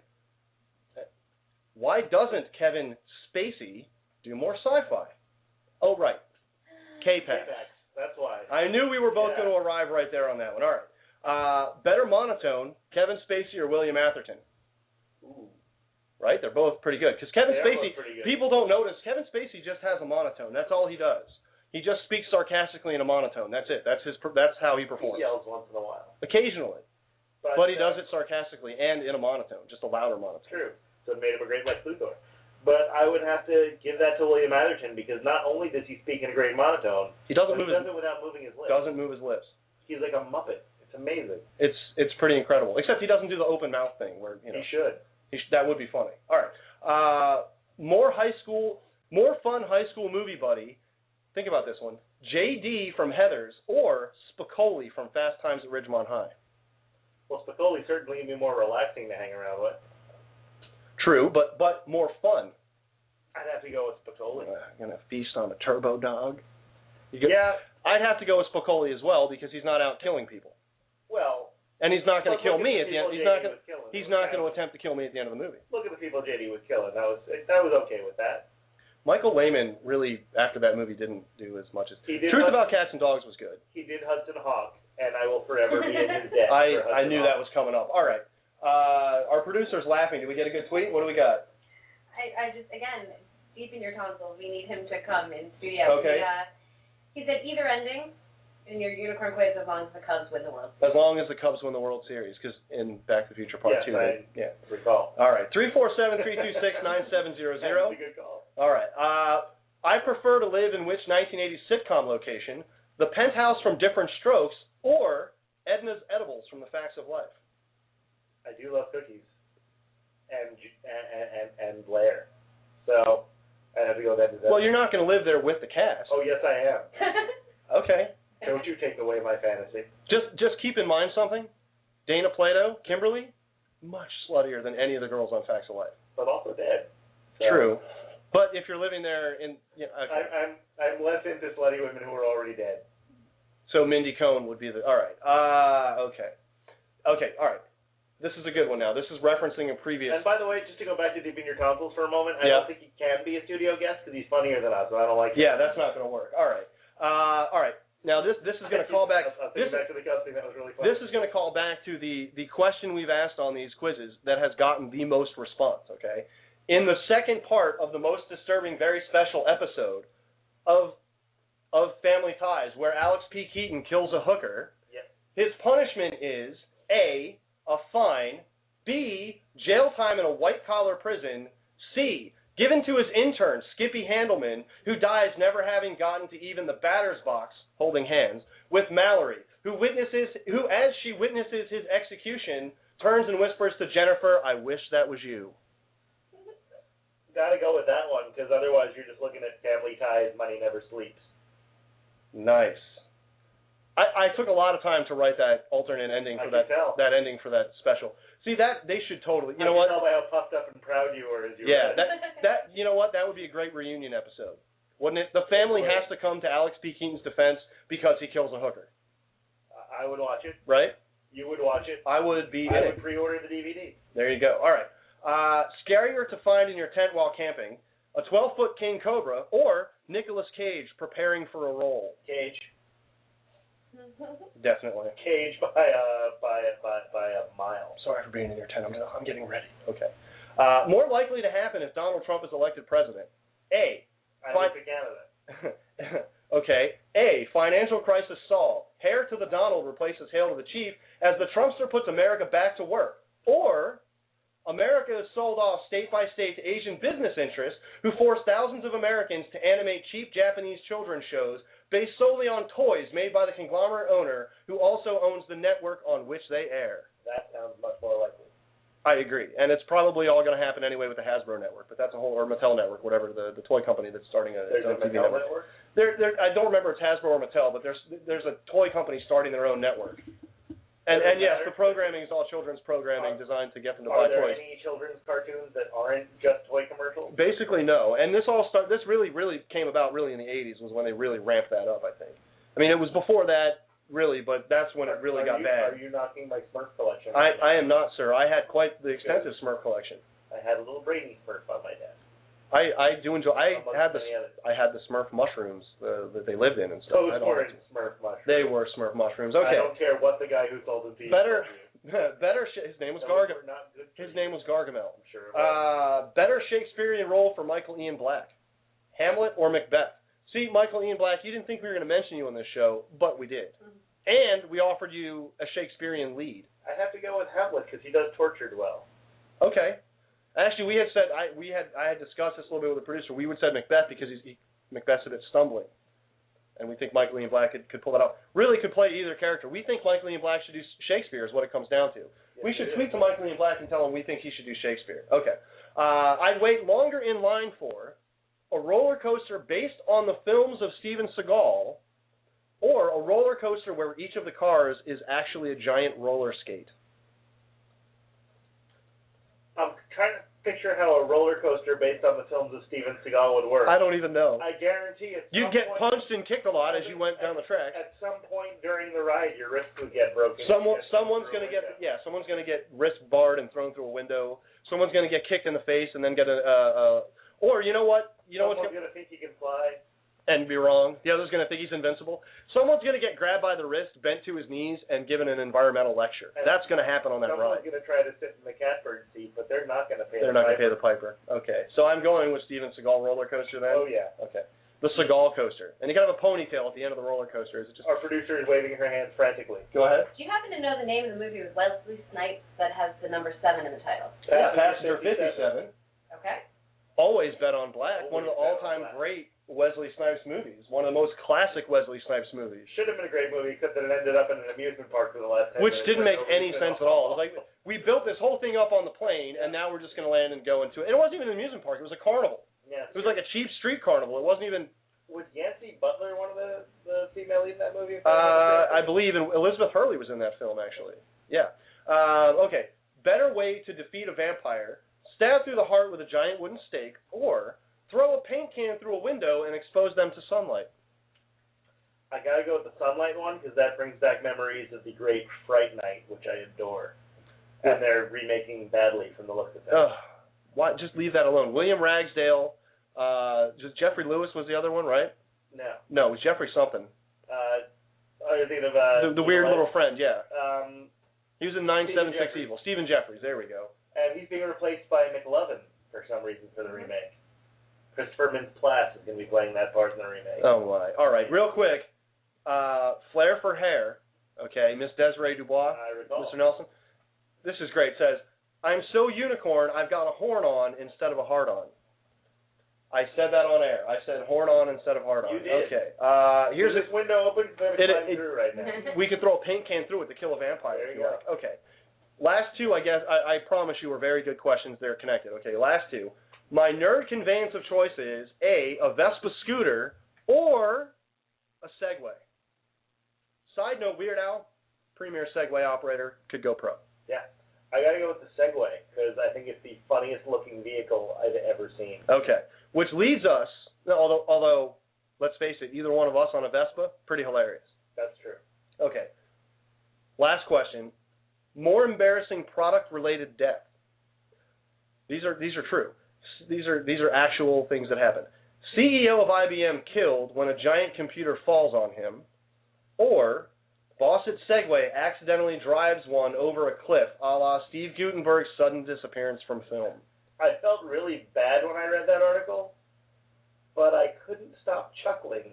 I feel terrible too, but it is funny. I felt bad for chuckling.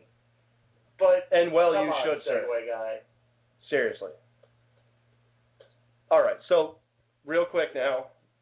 So, okay. Giant computers, they collapse. That's going to happen. That could happen. Back in the, 1915 or whatever. If you're working 20, with giant computers, you run that risk. But if you're taking your Segway out for a tool. If you're the CEO of the company, right, you're at the edge of a cliff. You got to know not to. Just don't do it. Just don't operate it there. Just don't do it. It's not safe. All right. 347-326-9700 if you want to get in on the How Unicorn Are You segment. Also, twitter.com @FrankTheUnicorn. So we're going to move right into Nicolas Cage. What the hell were you thinking? Now, this one is great. This one horrifies me. I don't really understand this one. I don't get this at all. This is completely insane. If you understand this, call us, text us, tweet us, do whatever you got to do. You could even see the appeal, not that I would, but I could understand why someone who's just ridiculously wealthy and has a lot of time on their hands, way too much time apparently, would own venomous snakes, because it's one of those things where you're like, yeah, look, this shows you I'm rich because I own venomous snakes. Ha, ha, ha, that's how wealthy I am. Thus why he probably bought a castle or 10 or whatever. But this one just makes no sense. So here we go. Nicolas Cage, this is the headline, Nicolas Cage bases his diet on the way what he eats has sex. No, really, it's true. Here we go. He told the newspaper, quote, I love all animals. I have a fascination with fish, birds, whales, sentient life, insects, reptiles. I actually choose the way I eat according to the way animals have sex. I think fish are very dignified with sex. So are birds. But pigs, not so much, so I don't eat pig meat or things like that. I eat fish and fowl.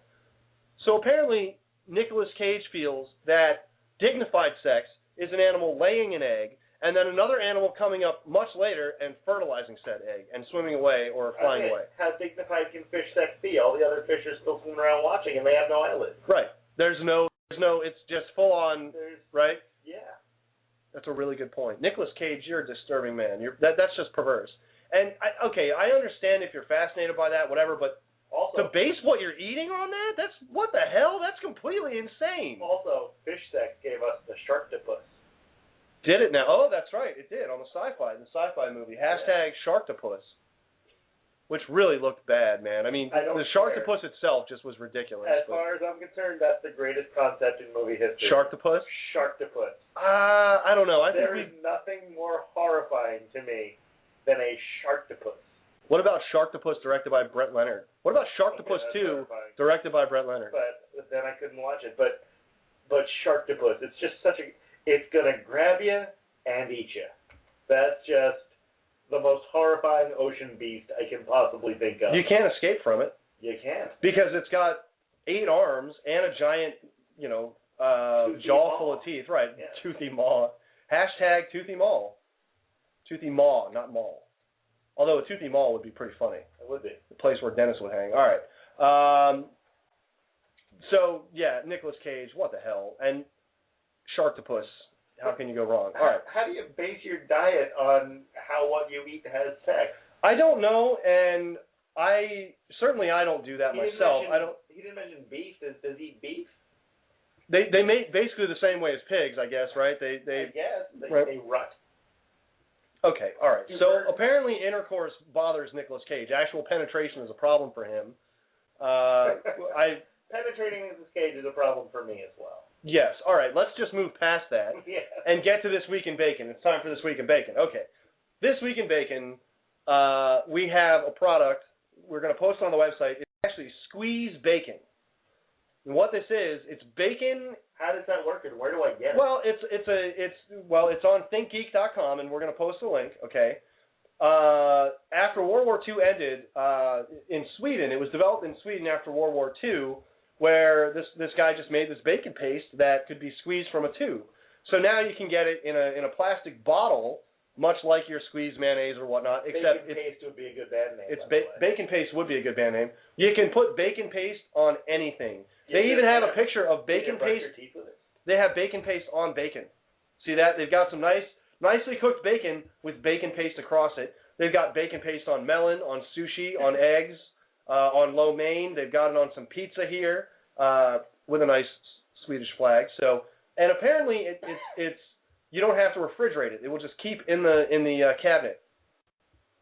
It's the equivalent. If the war breaks out, you can always have bacon on hand. It's equivalent to 64 slices of bacon, has a shelf life of 12 years, and does not require refrigeration. It's only $8 a tube. But is it kosher? Well, I'm going to go with no because it's actual bacon. It's actual bacon. It's actual bacon, so no. And it's you definitely, don't have to refrigerate it? No. It's scary, but we're going to have to try that. Yes, we are. And one of the things I think I want to make with that, and I encourage anyone else to try this, the peanut butter and bacon squeeze sandwich. I don't know how I feel about the meshing of peanut butter and bacon. Peanut butter and bacon is really, really tasty. Is it really? It is. And if squeezed bacon is as good and promising as it sounds like it's going to be, oh, that would be some tasty. I imagine it would be. That would be some tasty. We got to give that a shot. That's something that's got to be tried. So there's our This Week in Bacon. Now, we should definitely try the bacon paste. If you've tried bacon paste, if you know about bacon paste, Squeeze Bacon, 347-326-9700, twitter.com, @FrankTheUnicorn. And, okay, so now we're just jumping right through this because we got so much. We're going to get right into that actor. Will we go back to Squeeze Bacon? We could go back to Squeeze Bacon. We can even go back to the beans list, but we're gonna do the beans. I'd rather go back to Squeeze Bacon. Well, I mean, we don't have it here, unfortunately, to try, or we talk more about it. We would discuss the flavor. Get it? I'll wait. Well, it's gonna take a few days to ship. I think sir. We will be off the air by then. We've got about 22 minutes left in the show, so we're not going to have time to actually get the Squeeze Bacon. Good day. Good day, you said? That's it? Okay. All right, so I guess I'll do the famous actor you recognize but don't know segment alone. Good day. Or with the producer. We could do. You know what? Randall Tex Cobb, that's the actor. I bet you he would eat Squeeze Bacon. I bet you he's he probably just picks up bacon and in his hand just makes a fist. Right. He would pick up a pig and squeeze it in his fist and have a fistful of bacon. Fully cooked. Yeah. With smoke flavor like and maple. Superman 3 where he squeezes the coal and he gets a cut diamond. Right, a cut diamond that's perfectly formed and flawless. Right. It would be perfectly sizzled bacon out of his fist. Nice.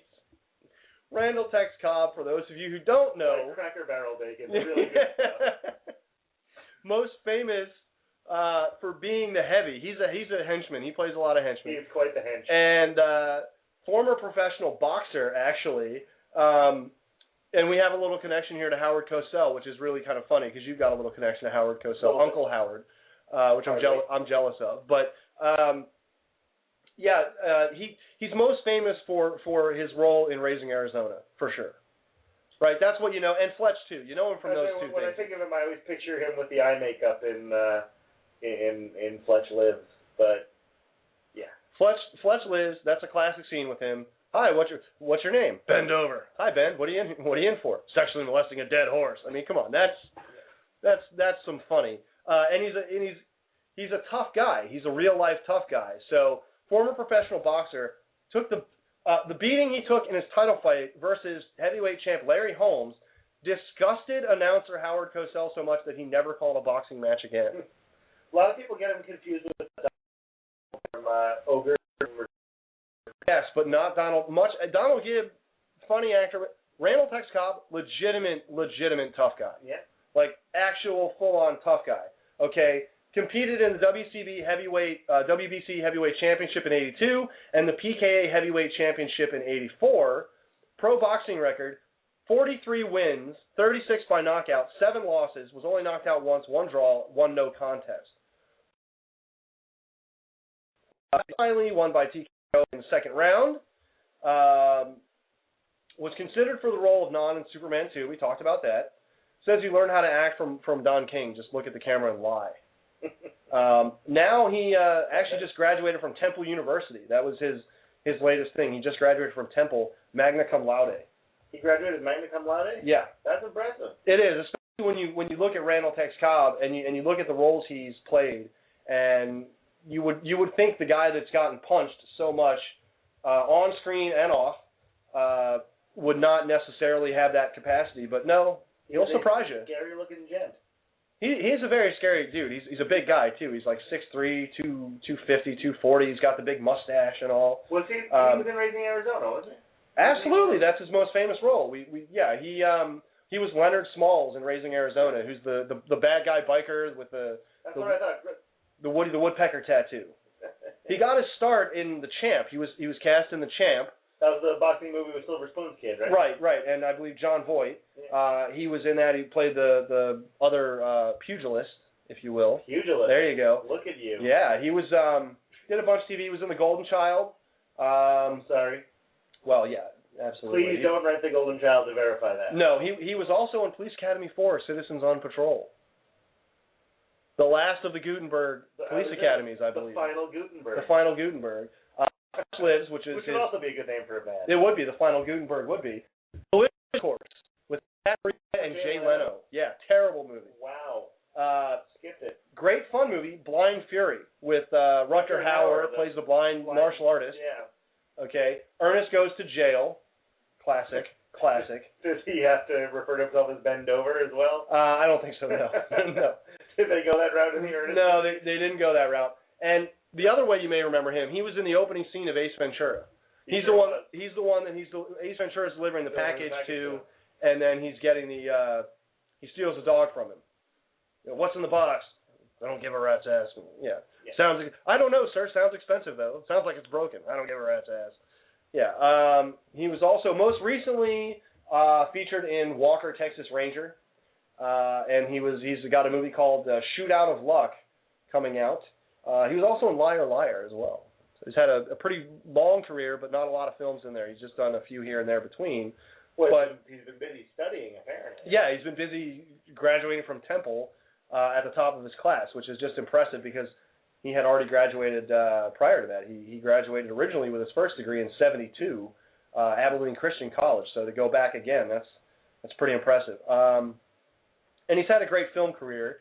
And he's fun. I mean, he doesn't do a lot, but when he shows up, it's going to be a good role, and you're going to remember him in the films that he's in. He does stand out. He absolutely stands out. Now, here's the deal. Okay, we got about 17 minutes left.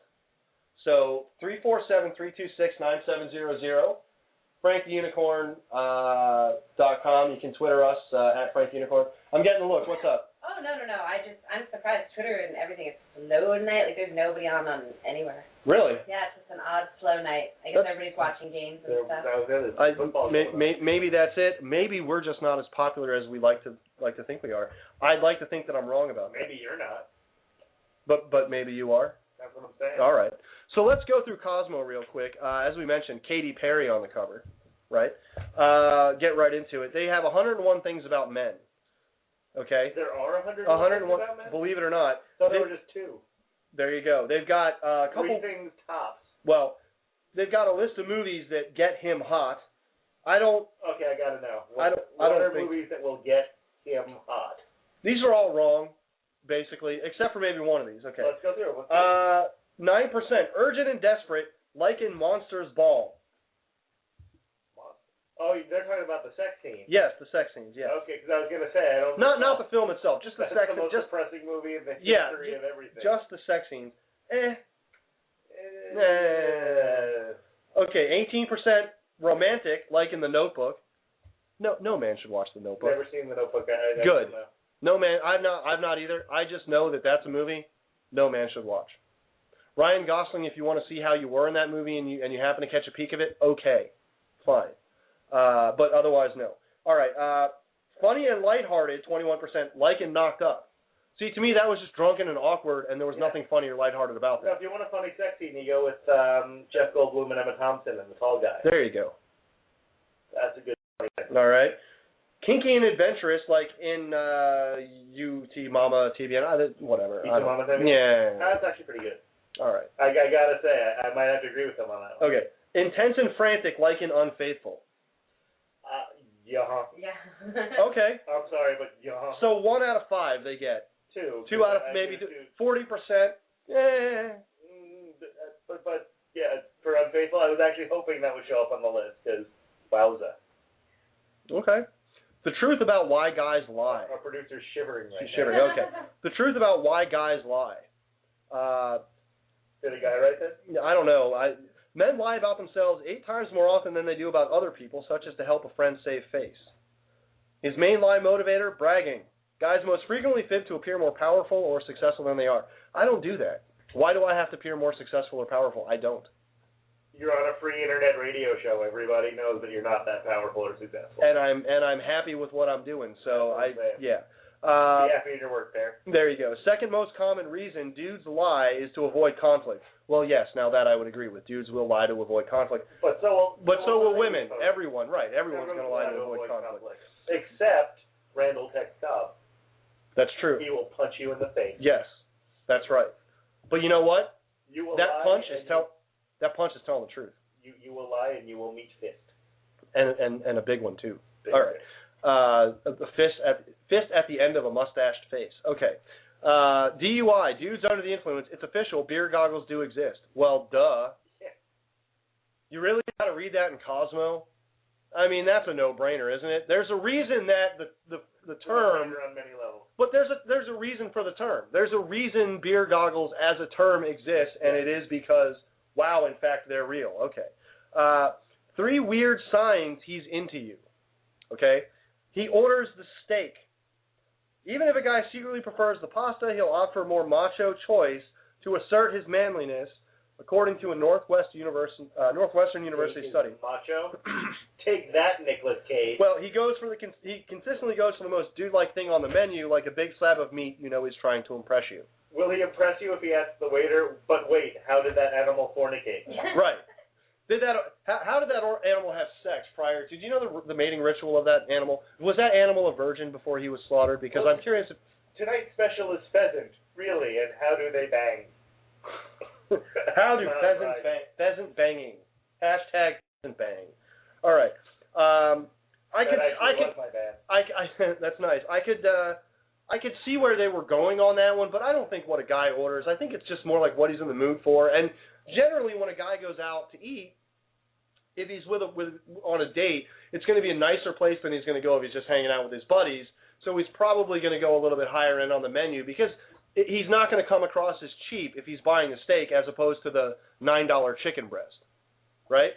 I guess that's true. So that's part of it too. I mean, I can understand the macho end of it, I guess, a little bit, but I think there's other things at play there. That I think you have to have something where he'll have some leftovers for the lady, because chances are 9 times out of 10 you're on a date, the woman will barely order anything. And what do you have, ma'am? An olive. That's not true. That is not true at all. Is that not true? No, that's not true at all. That's been my experience. No, that's the old way of doing it. The new way of doing it. Now it's get 2 entrees, so you got lunch for the next day on the sucker. You order something more substantial, so you look like the chick who actually does eat. Okay, good. And then you cut it all apart and hide it on the plate. So I'm glad that's coming back. Yeah. The women I dated, I've always gotten, and what'll you have? Oh, I'm good with just the water, thanks. We have another movie sex scene that's one of the hotter. Go for it. What is it? From the movie Bound. Oh, yeah, definitely. Well, Bound is full of, No guy's going to turn that movie Nope, down. not at all. Even with Jennifer Tilly. I like with that voice. It's the voice, dude. No, actually, I prefer Meg Tilly. That's my go-to thing. I like Meg Tilly myself. I prefer Gina Gershon of the Tilly Sisters. I know she's not a Tilly sister, but okay. She was in Bound. All right, anyway. If you haven't seen Bound, go watch that movie. That's a damn good movie. And that was pretty stinking hot. It was very hot. I would say Bound should be on this list. Yeah. Definitely. All right. Another weird sign that he's into you, he starts talking like you. This is actually one of those things. Okay, research from the University of California at Riverside shows that people subconsciously pick up each other's speech patterns in conversation. That is absolutely true. This is one of the things, this is actually one of the tricks that the giant Tony Robbins uses when he teaches, seriously, when he does his, you got to pay thousands and thousands of dollars to go and listen to him and whatever. One of the tricks, and I'm doing air quotes with that he teaches to salespeople is that you mimic the voice of your customer to try to get exactly, yeah. So that's absolutely true. Just that is my job. His mind goes blank. Recent study found that when a guy is attracted to a woman, he'll concentrate so much brain power on wowing her that he'll temporarily lose his short-term memory for basic facts, like the name of the company you work for or your roommate. That means he's not listening. If he's into you, he's going to remember every detail about you and every detail about... He's taking notes. Mentally, he's going to remember every detail about you, everything you're into, everything you discussed that night, if he's actually into you, for real into you, not just trying to get into you. See how that works? Okay. Well put. They've got a poll here. I think we're both going to be on the same end on this one, and I can't believe this is where it is. The accidental flash, sexy or skanky? Now, they've got a Lindsay Lohan pic here. Now, thankfully, they blurred out the part that we don't want to see, but ew, could you pick a worse picture of somebody? I mean, good. Look. Is that the chick from The Ring? Yeah, no, that's actually Lindsay Lohan getting off a boat. No, that's the chick from The Ring. Crawling. Okay. That was crawling out of the TV.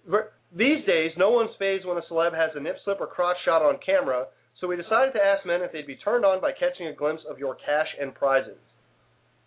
Okay. 57% say it's hot. Huh. Yeah, no. Not in this scenario. If we're at home or you're on a date, you get, and it's a little like in the car, playful sort of like, oh, look at this. Maybe that's okay, but if this is like a public... I like how you made motions like you were about to remove your clothes when you said that. Of course. But if it's something like this where it's like, hey, look, I know the paparazzi's following me. I'm going to wear this muumuu and just lift it over my head as I get out of a car. No, that is not... If you're wearing a muumuu, you're probably not going to be flashing anyway. Just saying. I'm just saying, Steven Seagal, never caught flashing, always wearing a muumuu. But it's not attractive. It's not attractive. It's not attractive, right? I don't think so. I'd have to go with the skanky side of that, yeah. Okay. All right. So let's get into we got about 8 minutes left. We're blazing through the show. We are blazing through. We've got a ton of Cosmo here. Just wanted to add on the stud meter. I don't really care about the stud meter, but it just says here that Luke Perry and Jason Priestley, former Teen Dreams 90210 co-stars. Register on the stud meter? They're at the very low end of it. Are reuniting for a Western movie. Cosmo says, shoot us now. I say, shoot that film. No? Was that Larry King? Did I turn into Larry King for a second there? Larry King. Gattaca is the greatest movie of the Go see Gattaca. The greatest movie to come down the pike since the last movie to come down the pike. He always says come down the pike. It's crazy. By the way, I actually watched Larry King. What's he doing with a fish in a sexual manner? That's what I'd like to know. But I watched Larry King the other night. People on the podcast will get the joke about coming down the pike. I'm a big... Disgusting. Quite. I'm a big Jon Stewart fan, and Jon Stewart was on Larry King the other night. So I watched that, and I got to tell you, some things shouldn't be in HD, and Larry King is one of them. He's a crypt keeper. It was terrifying. He's the crypt keeper with suspenders on. Okay. I was surprised not to see a credit at the end that John Kassir was doing his voice. All right, so now we've got about 6 minutes left. Do we want to do naughty sex checklist? Okay. Of course we do. Or top sex fantasies analyzed. I'm gonna have to go with the first one. The sex checklist? Yeah. All right, so I'm gonna save a minute at the end here, though. We're gonna save a minute at the end for you to take the quiz, possibly. All right. Okay, here we go. This is the Cosmo Naughty Sex Checklist. This is for women, but we're going to do it as if we're dudes, although if anyone wants to participate. Well, we're taking it as if we're dudes. We are dudes. We're doing this if we are. One of us is a unicorn. How is that dude? Hey, now, we know why that's historic. All right. We're going to take we're going to pretend that the quiz itself is for dudes and take the quiz is what we're going to do. For dudes. 347-326-900. Twitter.com @FrankUnicorn. Okay. Have you ever made out in public, like at a bar or a party? Sure. Okay. I have as well. Have you ever given a guy a striptease? Have I ever given a guy a striptease? That's the question. I've tried. I have not. No. I haven't. Okay. Asked a guy to strip for you? No. I've never requested a man take his clothes off for me. Well, you were just starting to for me, and I think that counts. It was actually getting me a little. No. That was explaining a joke. All right, I was going to go home and watch Unfaithful right there. Sure. Okay. All right. I actually feel uncomfortable asking some of these questions to you, which I think makes for great radio. So the last 5 minutes of our show are going to be, with all due respect to our earlier guests who were fantastic, I really appreciated them, but since I'm so uncomfortable asking you these next few questions, this is going to make for some very compelling and funny radio. Have you ever given oral sex? Of course you have. Right? My mom listens to this show. Does she really? She does. So you can answer. You're married. You know, you've done it. It's all good. Plead the fifth. All right. You're pleading the fifth? You're pleading the fifth. Really? This only gets worse. It only gets worse. It only gets. You asked for this. We were going to analyze sexual fantasies. You said no. I want to do the naughty sex checklist. Right, you've got to deal. You've got to deal with this. Tonight, this is not going to end well. Well, I'm not going to ask you some of these questions. I'm not going to ask you if you've ever used your breast to pleasure a guy's penis. I'm not going to ask that. But that I have. That you have. Okay, all right. Okay, well, let's get to some that are maybe more relevant here. Okay. Have you ever had sex standing up against a wall? Which wall? Any wall. Sure. Not the wall. Roger Waters was there, Pink Floyd. All right. Yeah. Had sex in front of a mirror? Thank God, no. No.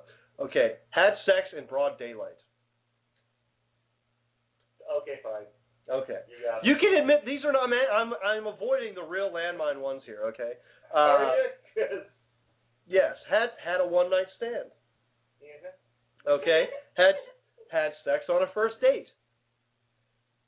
Oh God. Yeah. Yeah. Okay. I'm playing a character, by the way. This is hooked up with someone else when you were in a relationship.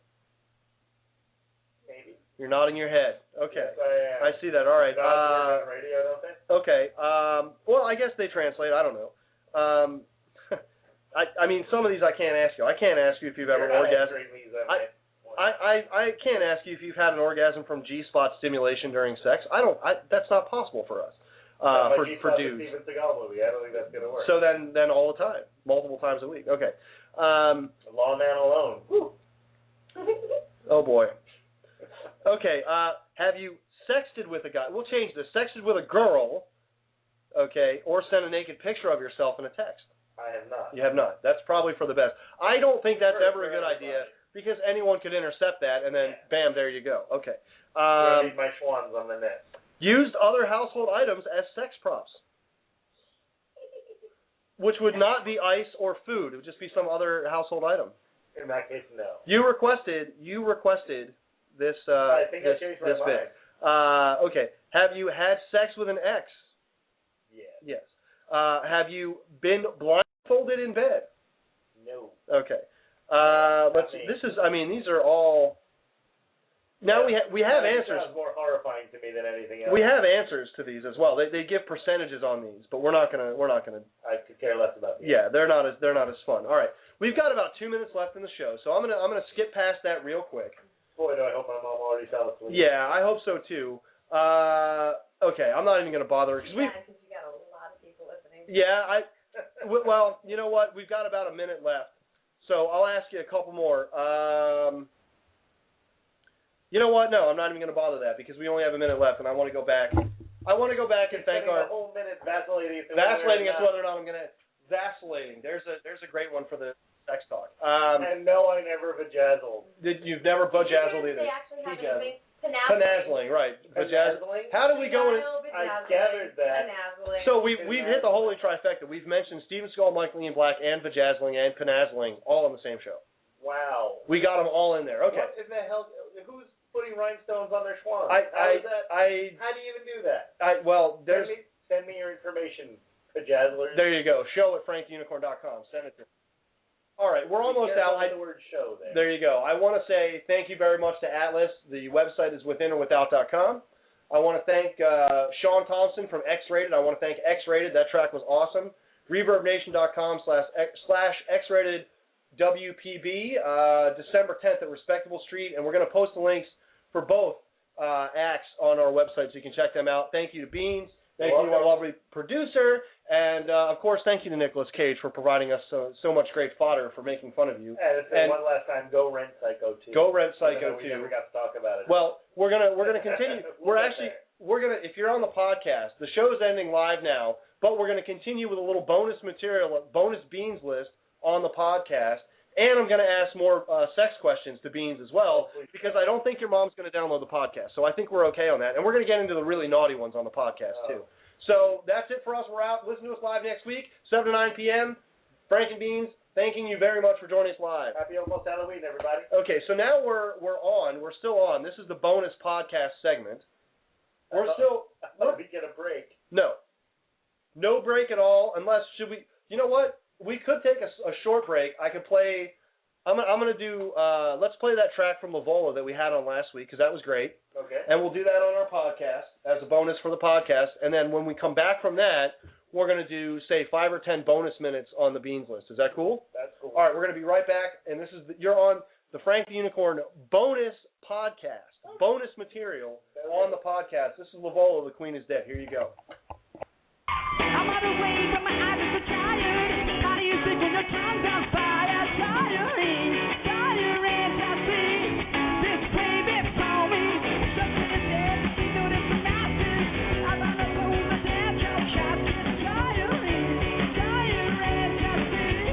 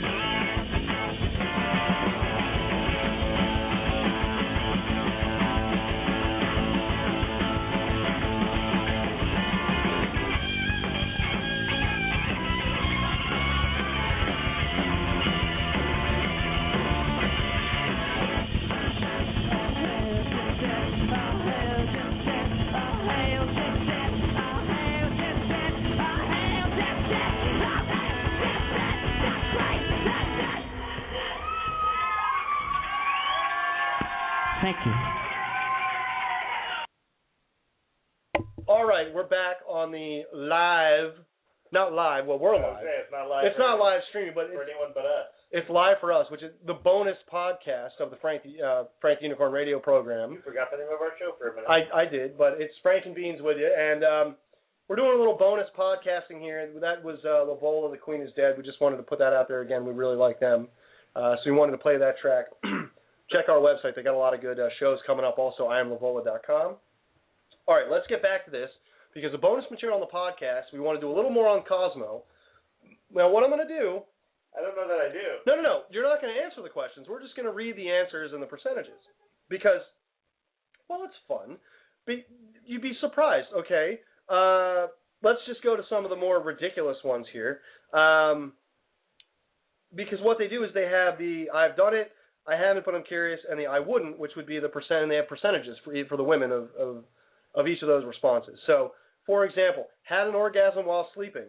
I've done that, 23%. I haven't, but I'm curious, 47%. I wouldn't, 30%. Why wouldn't you have an orgasm if you were sleeping, if you could? How can you say I wouldn't? Because when you're sleeping, you have no control over right, that. you wouldn't be able to decide that. Not up to you, picky. Interestingly enough,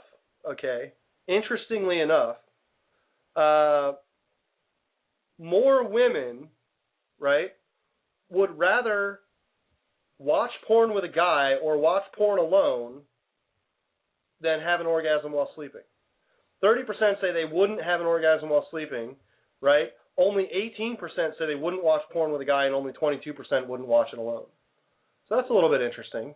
And I think very misleading. I think it's more like I couldn't would be more of what would be the answer as far as I wouldn't. Yes. But there's some interesting things in here. For example, 12% of women would not use their breasts to pleasure a guy's penis. 2% of women would not receive oral sex, would refuse oral sex. That's insane to me. Why they would refuse that, I don't know. Perhaps they've been, once bitten, twice shy. Oh, God. All right, 48%, of women say that they would not have sex with an ex. Okay. This is disturbing because this number's a little. The opportunity presents itself, and then all of a sudden. Then it's different. The story changes. This one's disturbing. 66% say they would not hook up with someone else while you were in a relationship. Yay! So only 66 out of 100 women believe in monogamy, according to Cosmo.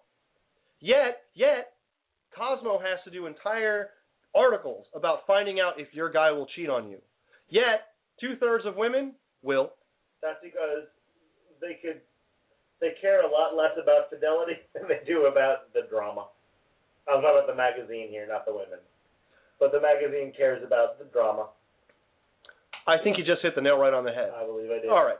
So I believe the nail was in another relationship when I did. Oh, boy. All right. So, and just interestingly enough, 51% say they have kissed a girl. 15% say they haven't, but they're curious. 34% say they would not. So, more women would rather not. Well, all right. We're not even going to get into that. Okay. So let's do this. Let's go ahead and get back to the. This is what people really want for the bonus material is the Beans list. Do they? I think they do. So let's keep talking. Interested in our deviant sex lives. Well, this isn't our deviant sex lives. These are just responses. Nodding vigorously. Possibly. Okay. You guys jumped up to so many listeners when you started talking about it. We did? Yeah. All right. Well, so we'll know next week. We'll just all deviant sex talk. That's what that'll be. So next week's Halloween. Next week is Halloween. It's got to be more about the Shocktober next week. Right. All right. Give me some Beans list here. We were on Psycho 2. We were on Psycho 2. We were on Psycho 2. We were talking about how it's a genuine sequel to Psycho. It's one of those movies that you didn't think you could even sequelize. Like there was nowhere to go from the end of Psycho, unless you wait 22 years. In which case he gets out of the mental hospital. Exactly. 22 years later, he's released, and he's doing all right, or at least he thinks he is. Until he gets some expired lifesavers, fermented lifesavers that drive him insane again. No, that's not true. That's not what happens. But some murders start happening, and the question is Norman doing it? Even he doesn't know if he's innocent or not. Because he's so crazy. Right, and it's a genuine mystery, and it's a clever movie. The drawback to it is that it's gory as hell, which it wasn't supposed to be. The studio, Universal, when they put out the movie, they were trying to compete with your Friday the 13th things like that were your big money makers. The slasher types, yeah. So they added in a bunch of gratuitous violence in post. It's very easy to tell when the murders happen, like what was actually filmed by the crew, and then all of a sudden it cuts away to like a close up of something horrible. And it was just a bad insert. But other than that, once you get past, it's one of the few movies I advocate watching on broadcast television. Because they cut out all the extra the gratuitous stuff, and you get just the movie, which is actually a really good and clever movie. So AMC should be doing stop doing Leprechaun marathons. Yeah. Give us a little Psycho. Do Psycho 1, 2, 3. And I don't remember which one was Henry Thomas in. 4. Okay. The beginning. Yeah. Psycho 1. He played the young Norman Bates. He did. Henry Thomas, by the way, the kid from E.T., Elliot from E.T. Who is now massively bearded. Oh, really? Yeah, he's got himself a big old beard now. Nice. I guess he's got to find some look that works for him. They did a documentary that actually came out on video last week called The Psycho Legacy, in which they interviewed him about it. And he's got the caveman look going on. I did not recognize him at first. Excellent. All right. What else you got on there? Oh, all kinds. Give me some good ones. I saw Gremlins 2 on there. I love Gremlins 2. I adore Gremlins 2. It took way too long for the sequel to come out, but it was a good one. It's almost a combination of Die Hard and Gremlins at the same time.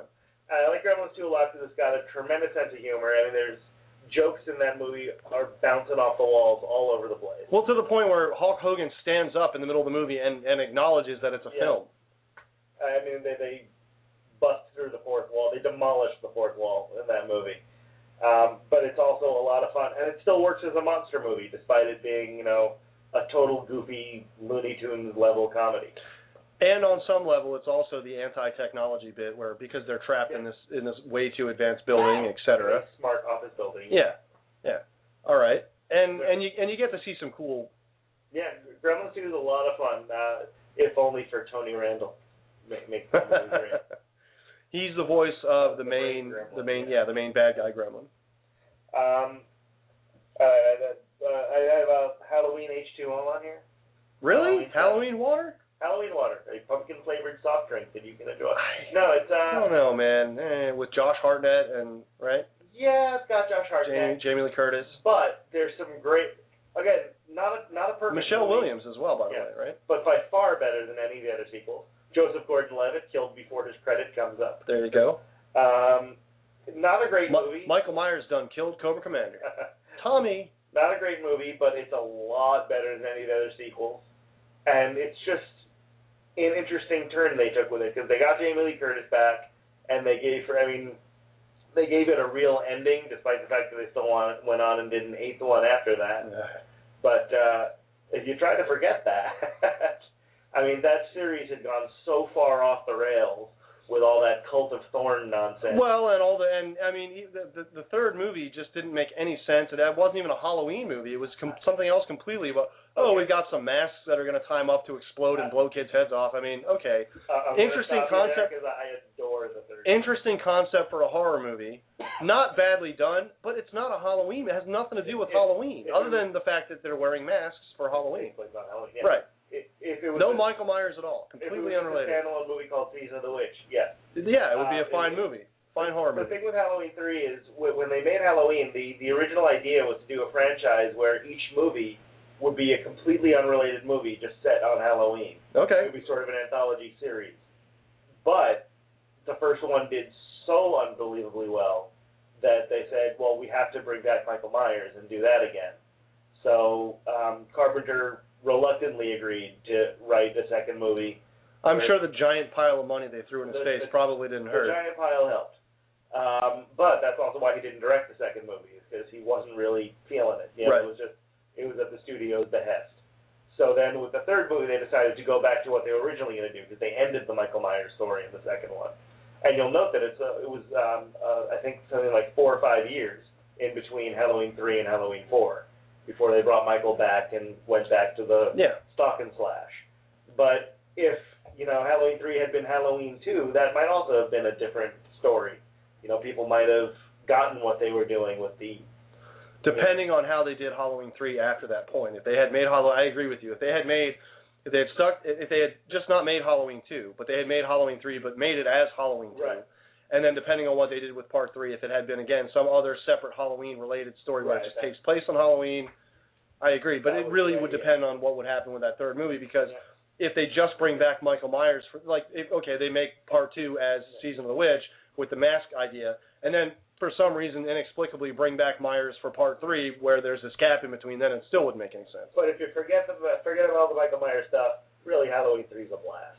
Okay, so maybe we got another one we added in on there. But from my distaste of it. The reason I did Halloween 7 was because I liked that they got rid of all the cult nonsense, all the all the crazy stuff that was going on, all the family stuff, and they just stripped it down and gave you a good basic stalk and slash flick. Okay. What else we got on there? We got Jurassic Park 3, which I think is an unfairly maligned movie. Have never seen JP3. You should. It's... when Part 2 turned into Godzilla, I just kind of went, okay. And Part 2 was just such an overblown mess. Ugh. Part 3 is a lean, mean monster movie. It's supposedly quite scary, more scary than the other two. It's an hour and a half. You know, it's a nice, quick movie. It's... That's the other thing. Part 2 just went on for about 40 minutes, way too long. Like, you know, they... Part 3 is an old-fashioned creature feature. I didn't know The Lost World was Los Angeles. I had no idea. Yeah, who knew? Yeah. But it's Part 3 is just an old-fashioned creature feature, and it's more fun than it should be. All right. Let's see what else I got here. Lethal Weapon 2, because there's just...